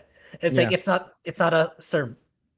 I think she should have built up a little bit, not necessarily bulk, but to be more fit, to be what do you call this? To be more fit of a survivalist leader. Yeah, and that's it. Yeah. Joe and Tommy Kardashian. What's it called again? Okay, that part at the end, I do like this. Like, I like this part too. Is because what's it called again? I believe in the game she sort of becomes your sniper for a little bit, right? Was it like one? I think I don't remember, but yeah, I think so. But that was way early on. But yeah. I mean, it's good that they put it here. Yeah, again, it's so peaceful. It's like when I saw, there's it's no like zombies, dude. Yeah, it's like, where are they going? Universal Studios? It's like I don't know. It's like nothing, zero. No, I'm not expecting to be a huge horde because that wouldn't make sense. But at least some, because even in The Last of Us Part 2, they're even under the snow. It's like they can suddenly wake up if they detect someone. They're under the snow, literally under the snow. So it's fine that there's gonna be zombies all somewhere along the way here. Like someone someone became infected and ended up being stragglers here. That would have been fine for me, because people are in the comments saying, "Of course, there's no zombies. It's an open field." It's like, no, there can still be zombies there. And but you gotta put tension to it. You gotta put some tension to a post-apocalyptic setup. Yeah, like okay, I and that's where I think like Walking Dead did it well, is because even though yes you're in the open field, you're in the middle of nowhere, there's still going to be at least 1 to 2 random ass zombies in the middle of fucking nowhere, right? Because you look in the beginning of the episode, you got the Native American couple, right? They're in the middle of nowhere. They could have turned into zombies or one way or another, right? So you don't know. So in my opinion, there should be at least some. Like I'm not saying like you said, Grae. Not we're not expecting a horde. You're not in the city. But the thing is that when you got to the university, there was nothing there either. Right? Like they're either all dead or because the fireflies used to be there, so they killed them all out. They killed all of them. I don't know. Right? Well, obviously, right? Obviously we're wrong. Yeah, obviously the bears killed them. They ate the bodies. Zombie bears. But yeah, it's there's nothing. It's you don't even see one zombie in the show. Like in this episode, you don't see one, right? At least I don't think so. Even though when you get to the university, there's not even I'm not sure there are actually even traces of like the undead that are like slain by the fireflies. Right? They get there, they're doing something, they get off, and then they're like Joel, and then like they see people and then try to get away and then go upstairs, and there's more monkeys than there are zombies. Yeah, yeah. I actually forgot about the monkeys. Grae, I do have a question. That scene with the giraffes, did we already pass it in the show? Nope, not yet. That's comes after, later, right? That's after the cannibal. Okay. Yeah. Like, how are they gonna that scene was pretty awesome in the game. Are they gonna show that in the show since they're rushing? Oh yeah, good question. Yeah, right? I mean they're allotting the next episode for Riley and Ellie. So I don't know. It's like because like the cannibal is at least 1 episode. You gotta at least allot 1 episode for that. Unless they're rushing it like crazy, like this university. But it's the impact of that cannibal group. It's gonna be a lot less if they rush that one. So they gotta at least allot 1 episode. So it's like what I'm seeing is episode 7 is Left Behind DLC. Then episode 8 is the cannibals. Then episode 9 is the fireflies. Firefly episode. So yeah, they're rushing the hell out of it. Yeah, like that's what giraffes. Where did the show take place? I think without spoiling too much, I'm not sure how far are they in Colorado now by now? If they're in snow, like did they make it all the way to Colorado already? I don't remember. Yeah, I don't remember either. In terms of the name of the locations, I don't remember either. But yeah, it was spring, right? Spring. Yeah, it was That springtime when it happened. yeah, there's some wild giraffes in the ruined cities in the game. Yeah, I believe it was a zoo. They're next to a zoo. Yeah, Um, yeah, but that one. What's it called again?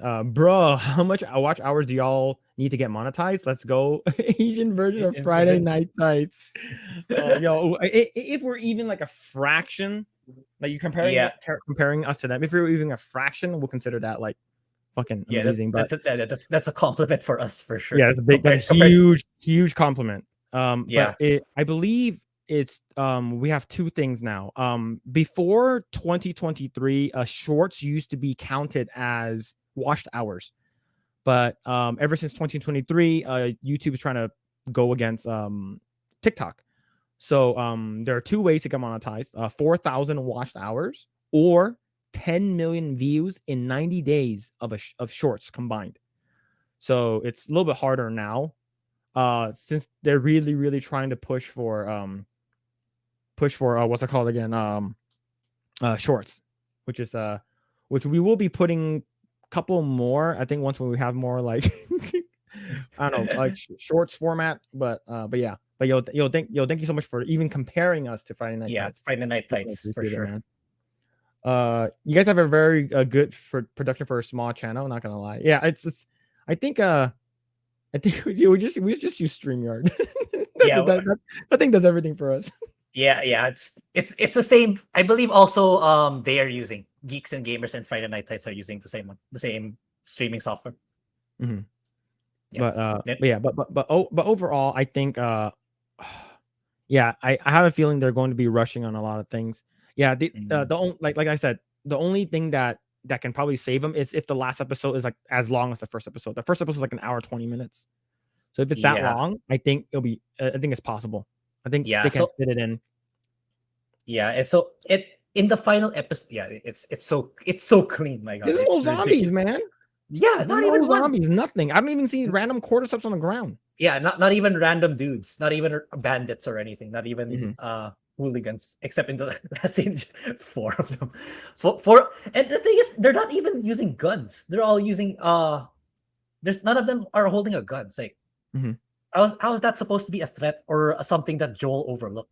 He could have easily just showed up and don't move. That's it. Then instead, things happened the way it did in the essay. He somehow got flanked by one of these guys by carelessly putting his gun in the horse. I would have just carried it until they marched off. But anyway. So okay, you remember that one episode, I forgot which one it was, where he was like, oh, I don't need this AR-15 with me anymore. I'm just going to put this here. I'm like, bitch, why would you leave your rifle here by itself? And it's like, oh, because like I don't know, maybe you ran out of ammo or something like that. But the thing is, I'm like, it's like I would keep it with me is because, what if you do, right? What if you do find ammo? The thing is that 223-556 is the caliber that the AR-15 uses, at least majority of the AR-15s, unless you switch it out. But most of them you should be able to find off of people, is because they would use the same rounds that you use, right? And that's why like in a zombie apocalypse, like what calibers like you should use: 9mm 223-556, which is an AR-15, which is America's rifle, and then 12 gauge shotgun. Those are the 3 calibers that you need. Maybe even 22 long rifle if you want to go like, hunting small game. But like those are the things that you should be bringing with you. You should carry with you. So the thing is that Joel uses a revolver that uses 38 special or 357 Magnum. Those are a little bit harder to find. So where is he finding those ammo, right? It doesn't show him scavenging off the dead bodies of the people he killed. Like you have a higher chance of finding rifle stuff, like rifle related stuff. Like, and same thing with your sniper rifle, right? If it's a 308 Winchester, because it's a bolt action, where are you finding those? right? And the thing is that those are really heavy to carry. You rather carry a sniper rifle than an AR-15. The bullet comparison is like this is like this is the 380, right? Versus this small is the 223 round, right? You're almost double the size and almost doubled in weight. If you're gonna be carrying that shit around, it's gonna be fucking heavy, right? Yeah. So I'm like, to me that I'm like, that's the reason why like you don't use your gun like if you're a survivalist. You know, that's the reason why Bill should have been around. Bill should have taught him. Oh man, see, missed opportunity. I'm pissed. I'm pissed now. Side question. Mitch Lozada asked, what streaming software y'all using? Sorry for the side question. StreamYard. We're using StreamYard. Let's see. It's a university where there were already zombies before the infection. Double zombies evaporate. Yes, yeah. See, the thing is that universities, I would say it's like I would consider universities to be a small, like a tiny city. There's at least there should be like a couple hundred people there, right? Like if you actually go to UCLA, Westwood in itself is a small city that is a college town. It's a college, like where all the students hang out. That's where they all go eat food and stuff like that, and then that's where their dorms are located. Like there should be at least like 500 people, like minimum.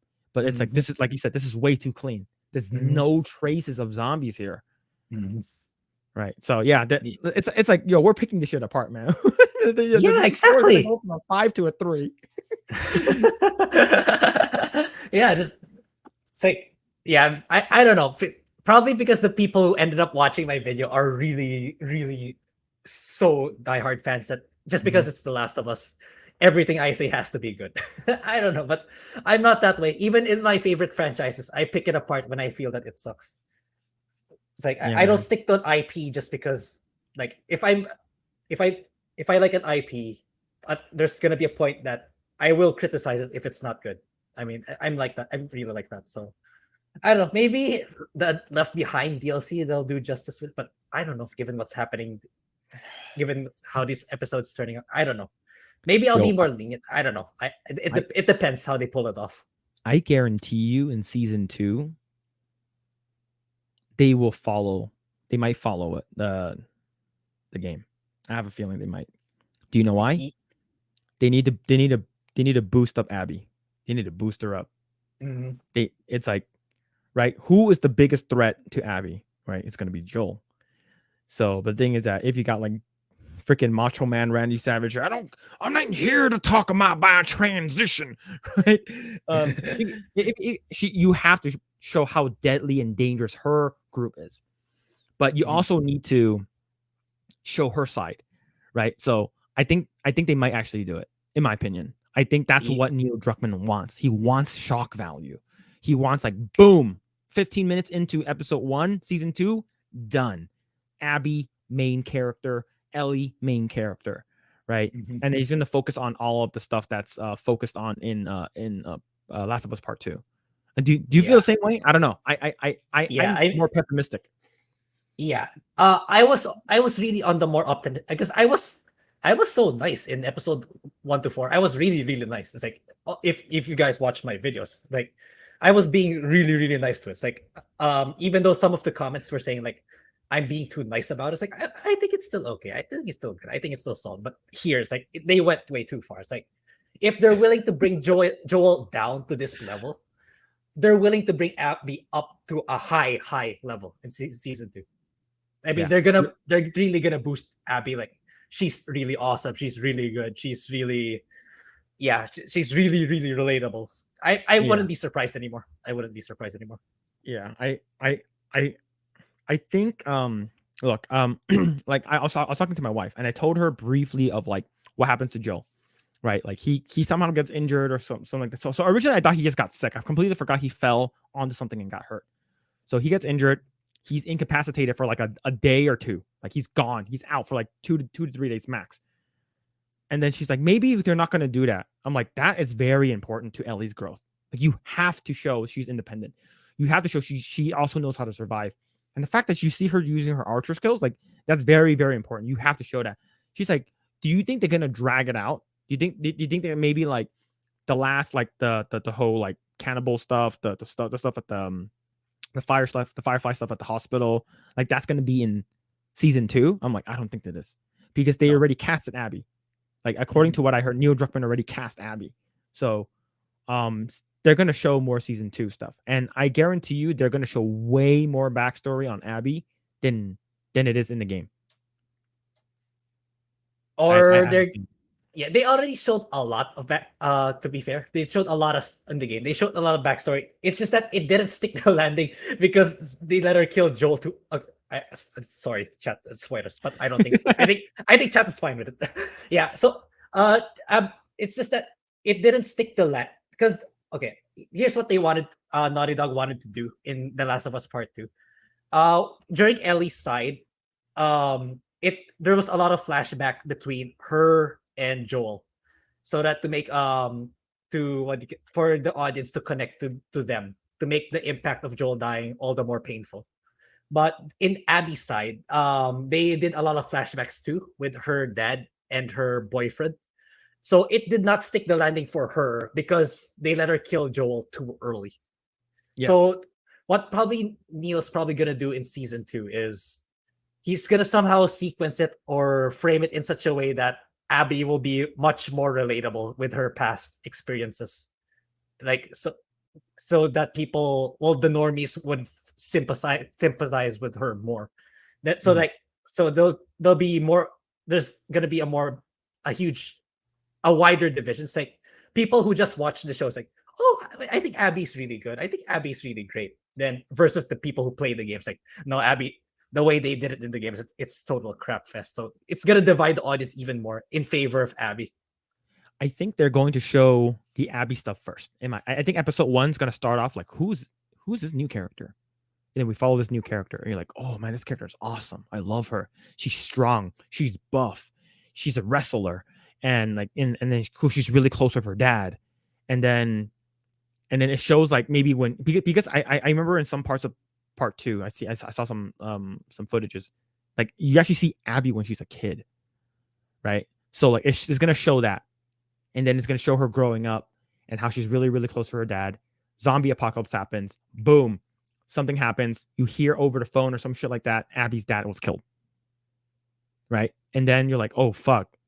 And then episode 2, and you see more of her, and then you see more of her group, right? You see both sides of the story, because what I think what Neil did was I think what he did is fine, but the orders were incorrect. I think yeah, it's exactly what you said. The order is that you made the Joel incident happen way too fucking fast. If it happened, like if the Joel stuff happens in like episode 4 or 5, I'll be fine with it. If it happens in episode 1 or 2, it's way too early, right? Yeah, Because yeah. it's because you need a little bit, like I would love to see like uh like some kind of Easter egg or some like, I I'm not sure who Abby's dad is. I'm not sure if it actually shows in the game, but if they actually did, it would be like, at I don't know, maybe at the hospital, like one of the people that's like working on Ellie at the end. He's like, "Don't move," and then boom, shoots him. The doctor is like her dad or some shit. Yeah, yeah. That's like you spot. You got it. It's her dad. It's her dad Okay, who's her dad is the only doctor capable of creating a vaccine. okay. See, there we go. So let's say, boom, kills her dad. He didn't know, and then in episode 3 or 4, it's like, that a doctor, the only doctor, he's like, what doctor? I killed so many people. You could tell like Joe was like, and then he's like, that was my dad. And then like he's like, what? I'm sorry. He's like, no. And then like she goes fucking crazy. Abby's dad is Scott Steiner. Oh shit, yo, Mr. Grant Gregory, yo, howdy, yo, what's going on? Yo, how are you doing? How are you doing this fine evening? Let's see. I don't understand what kind of fan mentality where they love everything that an IP shoves out, even if it's the worst. Like how? Uh, I think there are people who are like die hard, like this person cannot do anything wrong, right?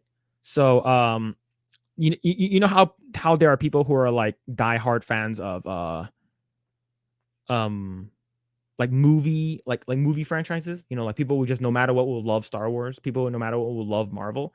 There are people who are like the Marvel stands, the Star Wars stands, like whatever to come out with, and if you don't like it, you're just you're just a terrible person, you're a bigot or something like that.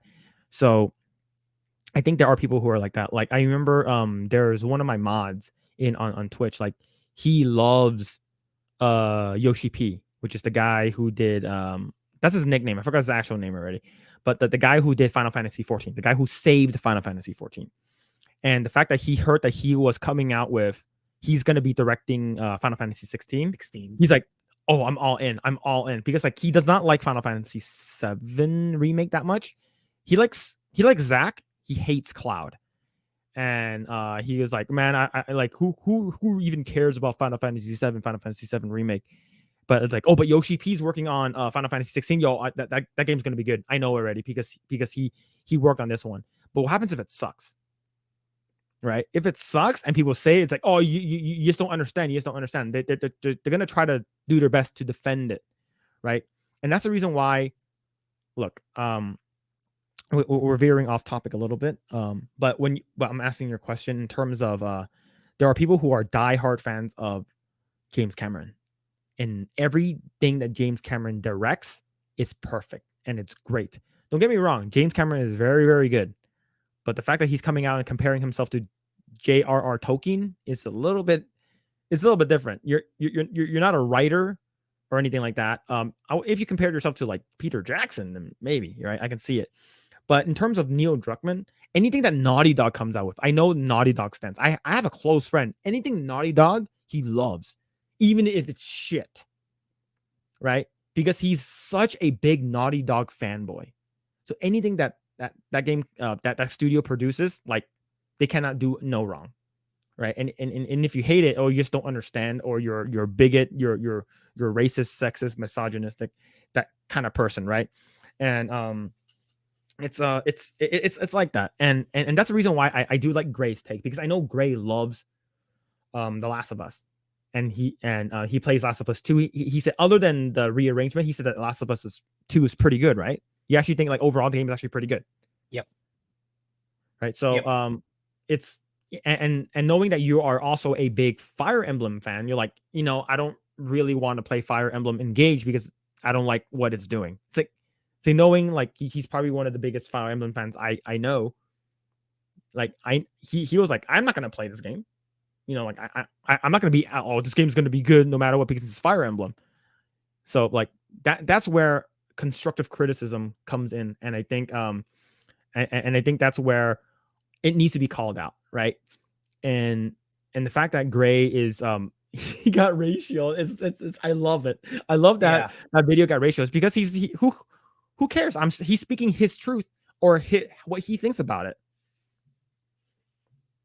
Yeah, it's like I would feel, because like there was even some comments to telling me to maybe I shouldn't talk about it. It's like, why? It's like, why? It's like, because it's an embarrassing thing. No, this is what I really feel. And to be fair, the video's doing better. I said the video's doing better than my other videos.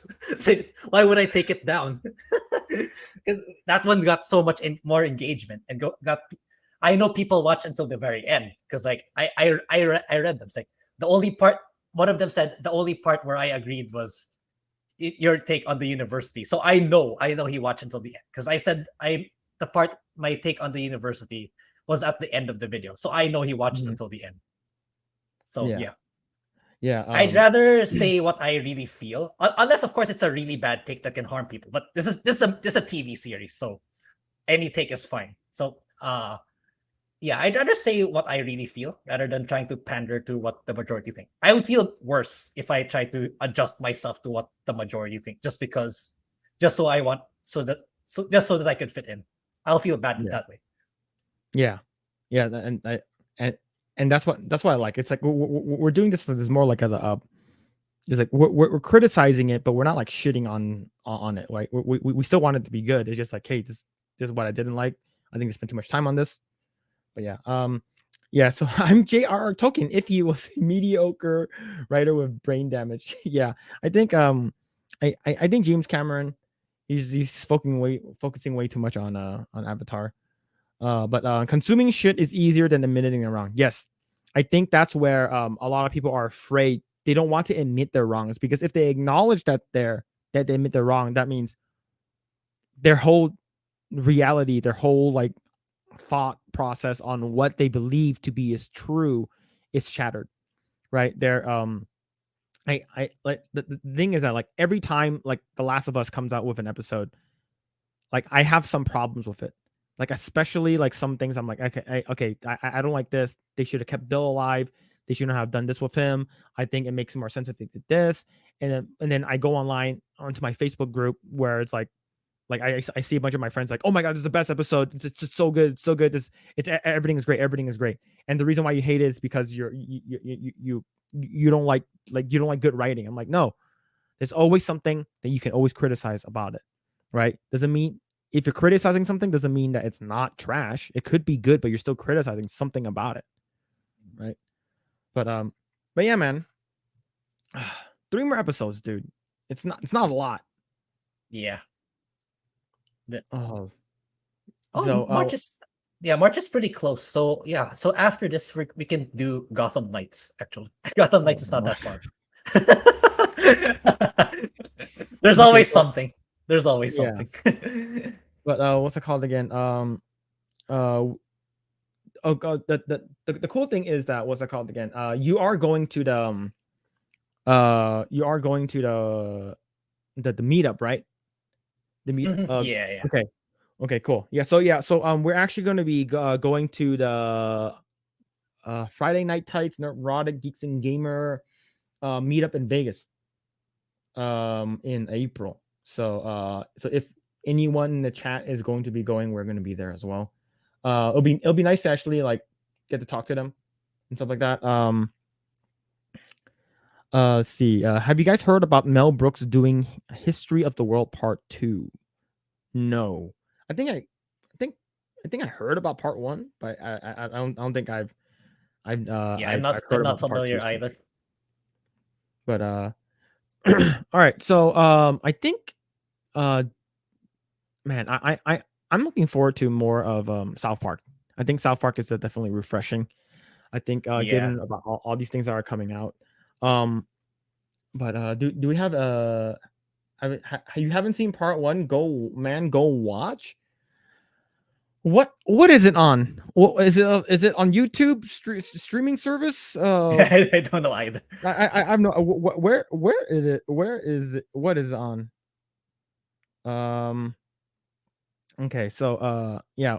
When's the meetup in Vegas? I'm in Vegas. I'm originally from the 818. 818. You're from Burbank? You're from Burbank, Los Angeles area. So Mitch, the meetup is April 26th, I believe. There you should be able to RSVP. I think Neurotic sent out an RSVP link on one of I believe you go to one of his channels. I think you should be able to get a link to his RSVP. So I believe he rented out, or the group rented out an entire bar, and I believe the first rounds are all on them.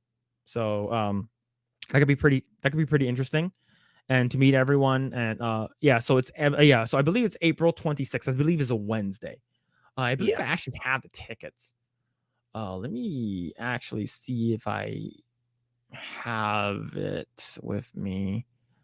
Uh, Yeah. okay, We okay. should do I some I don't sort we I should don't do think I some have sort it of here. recording too, because it'll be the first time we meet in real life.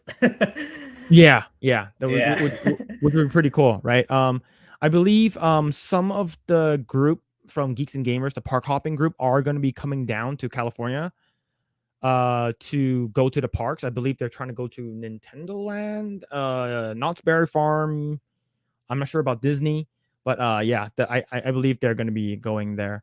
So but yeah, but once again, I do want to thank each and every one of you for hanging out for this long. The fact that we Thank you. hit 1,000 1,000. subscribers ever since, I think we were at like 82 when I came back in January, Yeah, right? exactly. And then like our second podcast, like Drunk 3PO was in the chat. and we're like, nah, that's a Like, fake account. yeah, Fake yeah, account. that can't be him. Yeah, it's not him. And then I checked and I was like, oh yeah, that was him. Oh god. Yeah, and like I stopped, and then we stopped by his one of his Saturday streams, and gave us a shout out. Actually, put our stream on screen. I'm not stream our channel on screen, and he was like, go follow them, and I can't thank him and every one of you in chat enough. And it's what's it called again? And it's good to get back to the community. I remember following Drunk 3PO for a while now. Maybe when he was at like 36,000 subscribers. I think that's when I started following him. I followed Neurotic when he was at 70. Geeks and Gamers when they're like around 80,000.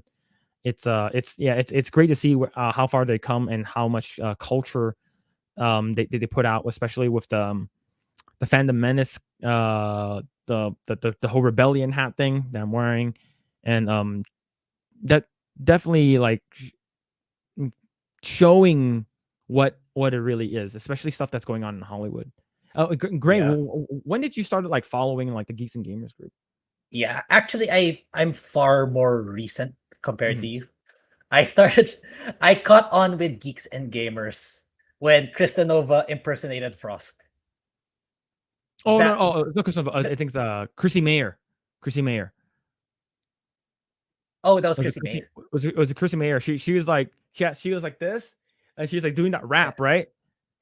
Yeah, it's like because it started. I wasn't even watching one of their videos. It's like it was someone else's video, but the comments were full of the comments saying, "Oh, Krista did such an amazing job impersonating Frost." Like, who's this person? So they keep Yeah, saying impersonate there. When I watched that video when she popped in the stream dressed as Frost and acting like Frost, that's when I started following everyone else. okay, yeah. Everything started happened from there. Yeah, Chrissy yeah, Meyer. Chrissy Okay, Mayer. my Yeah, bad. she's a comedian, and so what's it called again? It's funny is because I actually followed Chrissy Mayer before she appeared on Friday Night Tights. It's actually pretty interesting. Like I so I followed so I've been following Tim Pool, who's a political commentator, and ever since 2017, 2018. And but I've been following the Geeks and Gamers group, like Young Ripa, Geeks and Gamers, them like all before. And it's because I think it was ever since I think the whole like Game of Thrones stuff happened, like season 7, season 8. That's when like I started really, really following them. And I'm like, oh, like, and then I know some of them actually appeared on Tim Pool. I know Gary from Neurotic was on Tim Pool, and I know that a lot of them are relatively in the same circle. Mhm. That's when I follow like Chrissy Mayer, and I know she does a lot of comedic stuff and she jokes around a lot, and I was like, oh, okay, it's really interesting. And then I've been following Jeremy from the Quartering for a while now, like probably like more than like 10 years, and like seeing him grow, and then seeing him on Tim Pool, and then I'm like, oh shit. And so a lot of these things, like I think that's where a lot of these like ideologies, like, and all where we think it's almost the same. It's like, oh, we're all of us are like relatively just leave us the fuck alone. Keep keep keep politics out of our media. Let us do, like, just create cool shit, right? And I think hearing hearing that people are like discovering them even more, seeing Gary past 700,000 subscribers, it's like, oh man, like I think that's where our views align the most. I think it's more pop culture, not so much politics, but more pop culture, Pop culture, um, yes. yeah, media, entertainment, and video games. I think that's where Mhm. things start really, like, that's where we all align. Like we don't have to agree on everything, right? Yes, Like exactly. it's like I can disagree with you, you can disagree with me. Sometimes we persuade each other. It's sort of like when you make a Yeah. really, really good point, you're like, oh, that actually makes sense, right? And I I think that's why I like about the community, where everyone is open to having different viewpoints, right? Alan Voss like hates Harry Potter, right? Thinks it's trash. But the thing is that I think Harry Potter is important. May it be it I think it's probably like big it's bigger than it needs to be. I think it's because of all the like the drama's been happening. Yeah, like so Lost Tales says I knew about Chrissy from InfoWars. She's a guest from on sometimes. I saw her before any of the Geeks and Gamer Neurotic. Yeah, yeah. So that's actually where I knew Chrissy from. I knew that she was a part of Alex Jones stuff, and that's the reason why when I saw Alex Jones on Friday Night Tights, and I was like, that's freaking. Don't single me out for being right. Yeah, look, I think that okay, I think that old Star Wars is better than new Star Wars. Okay, I think the Phantom Menace was okay. I fell asleep in the second movie. I thought Revenge of the Sith was pretty good. But I like there's a lot of things that like I didn't like. I'm like, what's the big deal about this thing? I didn't really like it, right? Like I remember people are gonna hate me for saying this, but people are like, hey, have you watched Blade Runner? Hey, Grae, have you watched the original Blade Runner from the 80s with Harrison Ford? Nope. The OG one. Okay, you haven't watched it. It's like a big fucking deal. Wait, is that different from the one where we got suspended? Is it even older than that? Or that's the one? Where we got this where our account got like where our YouTube Because channel got taken down? Yeah, our stream got taken down. Is it No, that one or is it? No, Is it older than? it's older than that. It's like I Okay, think the Blade Runner came out in like Blade Runner sucked because here's the thing. People are like, you need to watch Blade Runner and watch because there was a bunch of cuts that came out, right? There was like the director's cut, theatrical cut, the final director's cut, the final director's theatrical cut release, Snyder cut. Okay. So I watched the most perfect version of it. Fucking boring as fuck. I'm like, I don't know why this is such a big deal. It was stupid. Right? I'm like, look, I know that there are like androids that pretend that think they're human. Right? There are androids and robots that think they're human. And then it's like it's shot beautifully. It's so great. And I'm like, this is stupid and boring, right? And I remember, I like the guy that I sit next to back then when we used to work in the office. Like he's a big Blade Runner fan, and he's like, "Hey Phil, did you watch Blade Runner the original?" I was like, "Yeah, it was boring." He's like, "Fuck you." He's like, he was pissed. He was so mad, and I was like, I thought it was boring. Like people told me to watch. I thought it was boring as fuck. He's like, well, at least did you watch 2049? I'm like, no. I'm like, why would I watch part 2 if I hated part 1? Like part 1. Like I'm not gonna watch it. So same thing with people are like, yo, you need to watch Dune. I'm like, I have a feeling it's gonna be the same thing. I've never watched Dune. I know what it's about. I never watched Dune. I have not watched the new Dune, and I'm not planning to. Okay, but people are like, you should watch Dune, the OG. I'm like, I don't care, right? So, like the thing is that I think the new Dune is supposed to be coming out like end of this year or something. Did you watch the new any of the Dune stuff? No, I don't even know what it's about, honestly. I don't know. It's all I know is about desert shit. All right, they're in the desert. There's a lot of dunes, and there's sand in people's butts. And it's what's a dune? I don't even know what a dune like is. a sand dune. I don't know. I don't know, man. Modern Dune is very pleasing artistically, but I've never seen Blade Runner. See, so according to what I heard, it's basically, in short, it's basically Luke Skywalker wandering the desert, looking the entire movie, looking for Obi-Wan Kenobi. That's the premise of Dune, the most recent one. I'm like, okay. If you compare it, I'm like, really? It's like, yeah, this guy's supposed to have some special powers, chosen one or whatever. And then I'm like, I heard it's really pretty. I heard people say it's really good. But the thing is that, do I need to watch the original Dune to understand this Dune? And if I do, I'm going to hate the original Dune. Okay? Because like, I didn't watch the original like Mad Max or anything like that. But yeah, like a lot of people are like just very like attached to these IPs, where it's like, if you don't like it, you can get out. The door is right there. And right, I've never seen Blade Runner, so I think Blade Runner is okay.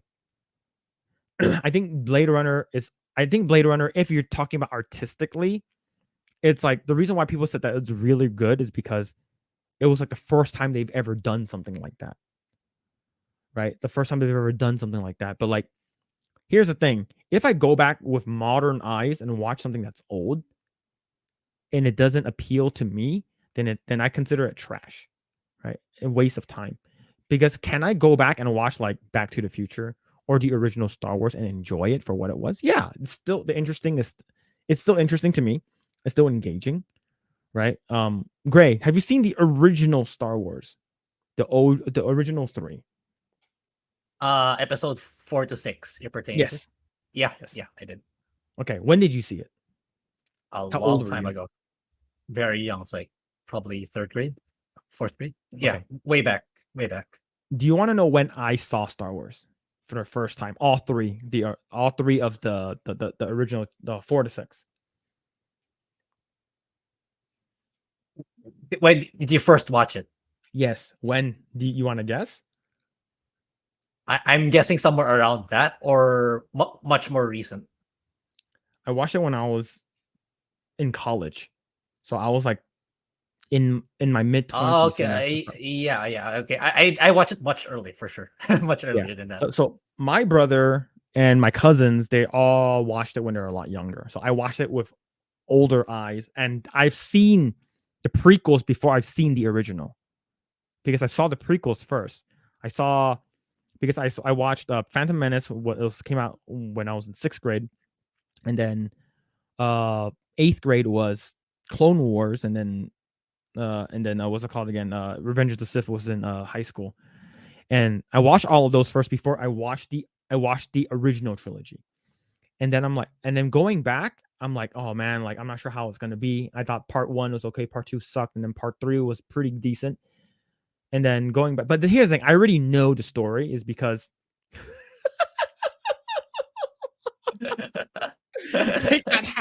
take the hat off right now. Take it off. Right. You disgust, literally Alex Jones. Disgusting. Right. And but here's the thing. When I went back to watch the original 3, I have already seen the Star Wars parody of it. I have not even seen the original 3 yet. I've seen the Family Guy Star Wars parody first before I watched the original. And then I watched the original. You know what? Entertaining, still holds up. Some of the stuff is a little dated. Some of the fights need to be a little bit quicker, but overall, still very enjoyable. Still very entertaining. And that's not how I felt with Dune, because I watched Dune more recent. I watched Dune like 5 years ago. Not Dune.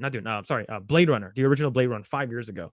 And I have the same mindset. Okay, so like going back to watch the original stuff, if like if it's exactly like how it was with George Lucas with Star Wars, then Blade Runner should be pretty good. Everyone said they loved it, but a lot of people said that you either love Blade Runner or you hate it. I fucking hated it. It was boring ass shit, and slow, and it's raining all the time. You don't know what's happening, but yeah, man. There's a lot of these things, but it's sort of like what kind of movies can stand the tales of time. And that's the reason why when people are coming out with like, we're gonna be redoing the Matrix, right? If imagine that shit actually happens. Like, didn't they say that they were gonna redo the Matrix? I don't know. They then I know they released one, and they released one recently, like sometime last year. But I know it got really Matrix. I forgot the 4, name. Matrix Revelation, something like that. Yeah, I something forgot like the that. name. It was trash. It was so bad, dude. Like, look at what made as goofy as part 2 and part 3 is, Matrix Reloaded and Matrix Revolutions, as goofy as those are, what was cool? Seeing Neo do all that crazy shit. And guess what they took away from Neo in this one? His abilities, all of it. All of it. Yeah, They took I know. all of his abilities away. He can't do shit. He cannot fly. He cannot do anything. And then at the end of the movie, guess who fucking flies? Rip, right?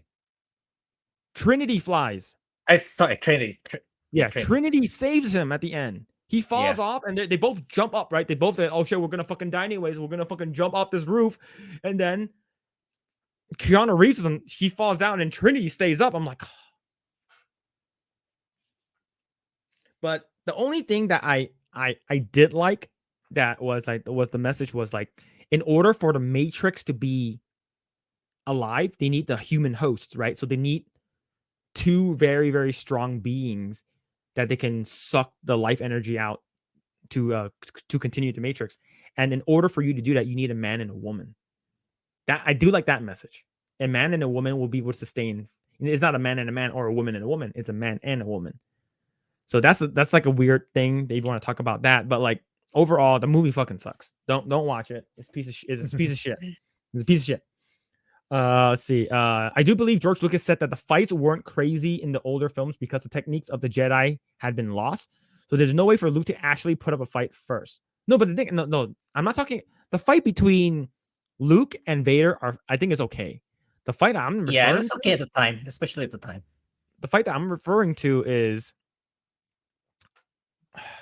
Vader against Obi-Wan. Obi-Wan. Oh, okay. Yeah, it was very slow. I know that was the first movie, but and you can say Obi-Wan's an old man, and he wanted, strike me down, and I'll be even stronger, right? So maybe he wanted to die, but it's it got a little bit out of hand when you start seeing Yoda fucking flipping and dipping. Okay, that's where it got out of hand. I'm like, all right, this movie is fucking a cartoon. When you first see fucking Yoda come in, he's like, yeah. Open his cloak and he goes and it fucking flies to him. You're like, oh shit. And he starts flipping. I'm like, all right, you lost me. Yeah. I got shocked too when I first saw that Yoda scene when suddenly he started flipping around. I got what? Yeah. Yeah, I thought it was because lightsabers were hard to do back then. Yeah, I believe they were actually like glass, like actual glass like bars that they used for like the lightsabers, or it was something like that. So it was like sort of a little hard. Yeah, the real reason George came up with the excuse behind the scenes on the prequels. Yeah, but also makes sense to me. Just remember that it's based on my memory, so I may be wrong. Yeah. But yeah, but I think overall, I think you can make movies that are like still good, that can still be really, really good. Like I mentioned earlier, in a different podcast a couple episodes ago. Like I told you that like my wife and I we went through and watched the entire Terminators series, and we stopped at Dark Fate because it sucked so much balls. But we watched the first one that came out in 1981 or 1982. Way back. And then we watched part 2, Judgment Day, that came in 92, 90 or 91. Those movies, both of them, still really fucking hold up. It's so good. Especially the second one. Oh, the second one is amazing. And that's the reason why like I'm sort of like proud that I worked on the Terminator 2 3D show before they shut that shit down. But yeah, man, like if you can make stuff that it's still good until this day, it still holds up. Like the original Ghostbusters still holds up, right? And a lot of the older movies that can, if it can still hold up till this day, I say that it's a good thing. Like watching Alien and Aliens, right? Those two movies are still good, even though they're really old. So, but yeah, man, I think overall, I think Grae, if you want to chime in on this, like, just make good shit and it'll be good. It'll be good. Just like I mean, production, the good visuals can only take you so far. But what really essentially boils down to it's the writing and the relatable characters, and yeah, that's it.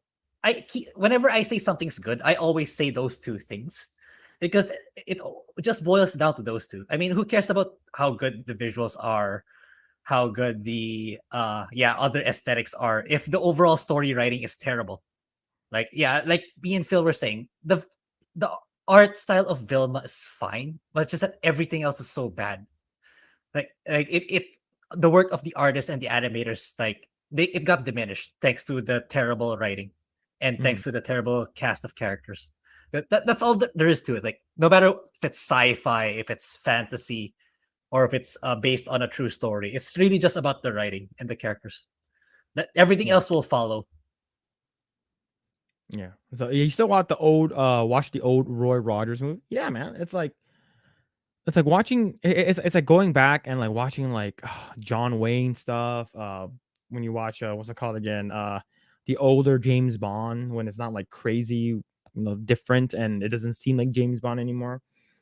Have you guys seen the Trigun remake? I've only seen a little bit of the original. Trigun remake animation is insanely good, but definitely some issues with the frame rate. You guys should add that to your watch list.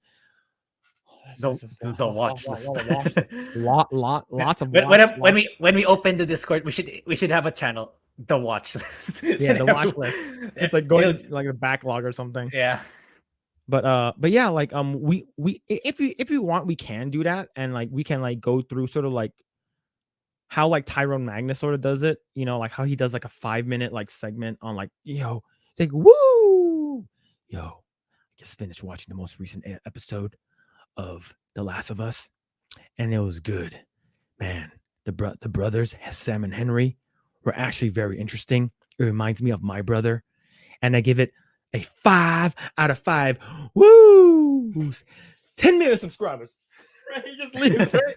So, like, maybe we could do something like that. I know Grae does an amazing job doing simple, quick reviews of episodes, right? And maybe like if you want both of us to watch it, then that'll be a little different. But Grae does like, but what you can do is maybe if you can do like an anime thing, right? Grae can do his quick like episode like beats, 3 minutes or something like that, 2 minutes, and then we can talk about it during the podcast. We can do something like that if that's what you guys want. One of the best intros for an anime. Okay. But yeah, man. Yeah, there's a lot like even anime stuff. Like I haven't even caught up on a bunch of stuff. Like to be honest, I haven't even watched I watched like maybe 10 episodes of Demon Slayer, right? Like like season 1. So like there's a lot of stuff like the fact that I have a kid now, it's a little bit harder. But yeah, we'll try. We'll definitely try. Yeah, oh my god, I forgot Sam and Henry died in the TV show. Yeah.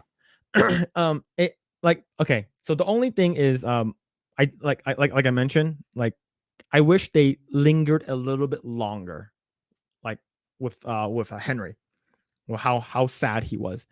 I think they did that really really well in the game in terms of like how much time you have for him to sort of like be sad, but it was sort of quick in my opinion. But I do like the part where it says I'm sorry. I think that my wife was crying that episode. She was bawling.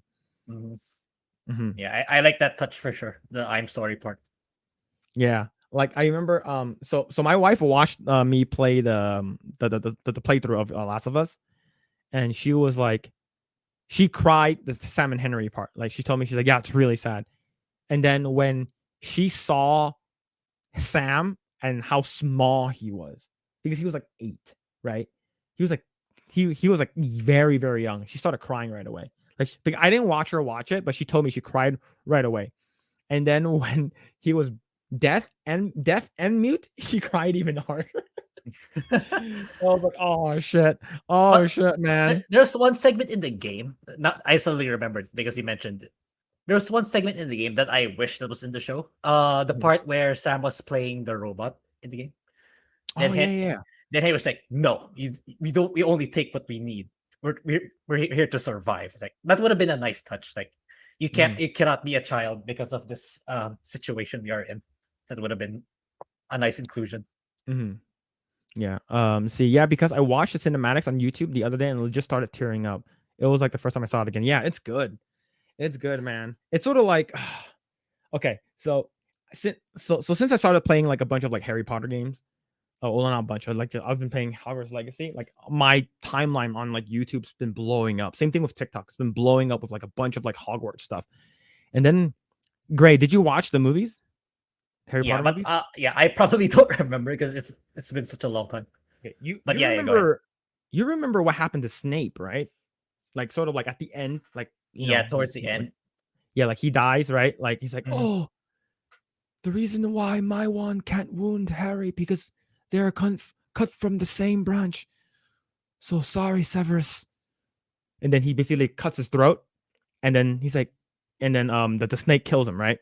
And then Harry was like behind there, and then he comes in and he grabs the tear for the pensive, I rewatched that scene where Harry goes into the pensive and look at um Snape's memories. That shit teared me up. Like we're watching it again and watching like how Alan Rickman performed as Severus Snape. Like how like I'm like god damn he played that character really really well. And I think that if you can have that same feel in movies and in video games over and over again, it will stand the test of time. Like imagine watching Lion King for the first time, and you're like, wait, what? Mufasa dies? What the fuck? Right? Like it's definitely more like it's just really well written, and that's why when they did the live action version, I'm like, this is trash. Yeah. But all right, all right. So we are about 3 hours. I if you guys don't know, Jay will be on the Project Eggroll podcast, one of our Saturday podcasts, in the future. And what's it called again? It will be a little bit earlier. I think it'll be in about like 2 weeks, I believe. If unless things change, we'll see. But it will be earlier. So we'll be going live instead of at 9. We'll be going live at 6. Yeah. So yeah, because we got to factor in Jay's 3-hour difference. Because like because if we go live at 9, that means that it'll be 12 a.m. in his time. So we want to make sure that he has enough time. So yeah, he will be on in about 2 weeks. Just want to let you guys know. Watching Snape get friend zoned and the bitch about it made you tear up. No, it's not that. It's not that. It's the part that is the fact that his like okay, yeah, it is that. If you're putting it in a quick description, okay? If you're putting it, Alan, if you're putting it into a simple description, yes, it did make me tear up is because of how his he died being the hero. He died being the hero. And he basically god, I don't want to ruin Naruto for anyone, but yes, it's similar backstory with one of the characters. So but it's I think it's how it's done, right? And yo, you gotta admit, Alan Rickman is a great actor. You know, may he rest in peace. But anyways, thank you guys again for getting us to 1,000. And see, I'm right. I'm right. God damn it. God damn it. All right. Thank you everyone for sticking around and helping us to get to a 1,000. I think we should be slowly but surely being able to get monetized in the future. I believe we should I think we are at almost 1,000 watched hours and we need 4. So I think slowly but surely I think these live segments, these live streams on the weekends will eventually add up. So but we do definitely appreciate each and every one of you guys.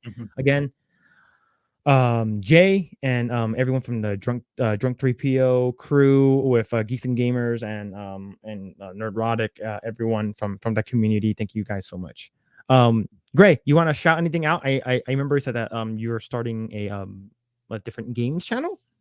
Yeah. I'll begin to work on that when I'm finished with Persona 3 video, which should be done by tonight or tomorrow, which I'm really really excited about because I personally believe it's the best video I've done. So you can catch that on my YouTube channel, which is on the description below, along with my Twitch channel, which is also there. It's a Grae Blade. Okay. And mine, and you can follow me on YouTube and other social media crap. Should be Mr. Phillip Chan. Should be the same. Last one. Awesome stream. Congrats. You guys stream late as fuck for some people though. I don't mind, but you guys should try to hit noon on the West Coast. So if I hit noon on the West Coast, it will be 5 a.m. for Grae. 4 a.m. or 5 a.m. for Grae. So that's the reason why I chose this time to go live is because he's in the Philippines. So he's about 13 hours ahead. Yeah. It's a good testing point to what do you call this? When we have that live stream with Jay, it will give us a better idea on the metrics. If it's really overall really a better time to do it, then yeah, I won't mind. I'll do it anyway. Yeah. So if we do go live at 6 p.m. my time, then it'll be about 10 a.m. your time, I believe. Yeah, that's not so bad. That's still not Okay. bad. So if that works well, and we'll start streaming a little earlier. I just need to make sure that I eat because I tend not to eat. Yeah, that's the good thing about this one for now. I get to eat lunch first, but I don't mind if it's I can have a quick breakfast for the earlier streams. Yeah, play Skyrim with bots. Yeah, and any game is fair game. It's like I want it to be also to be kind of correlated to what we're talking about here in the podcast. Like examples, like Hogwarts Legacy is the thing right now, so I'll live stream Hogwarts Legacy or stuff like that. Or if the new Lord of the Rings game comes out, so sorry, the Lord of the Rings movie comes out, I'll play something Lord of the Rings related. So yeah, should be fun. Should be amazing. All right, thanks everyone. We will be back next Saturday. We'll see how things goes. I don't know. Maybe we should try going at 6. We'll see. We'll talk more about it. We'll keep you guys updated. But thank you guys so much again. We will be back next Saturday, and we'll see you guys then. Take care and bye. See ya.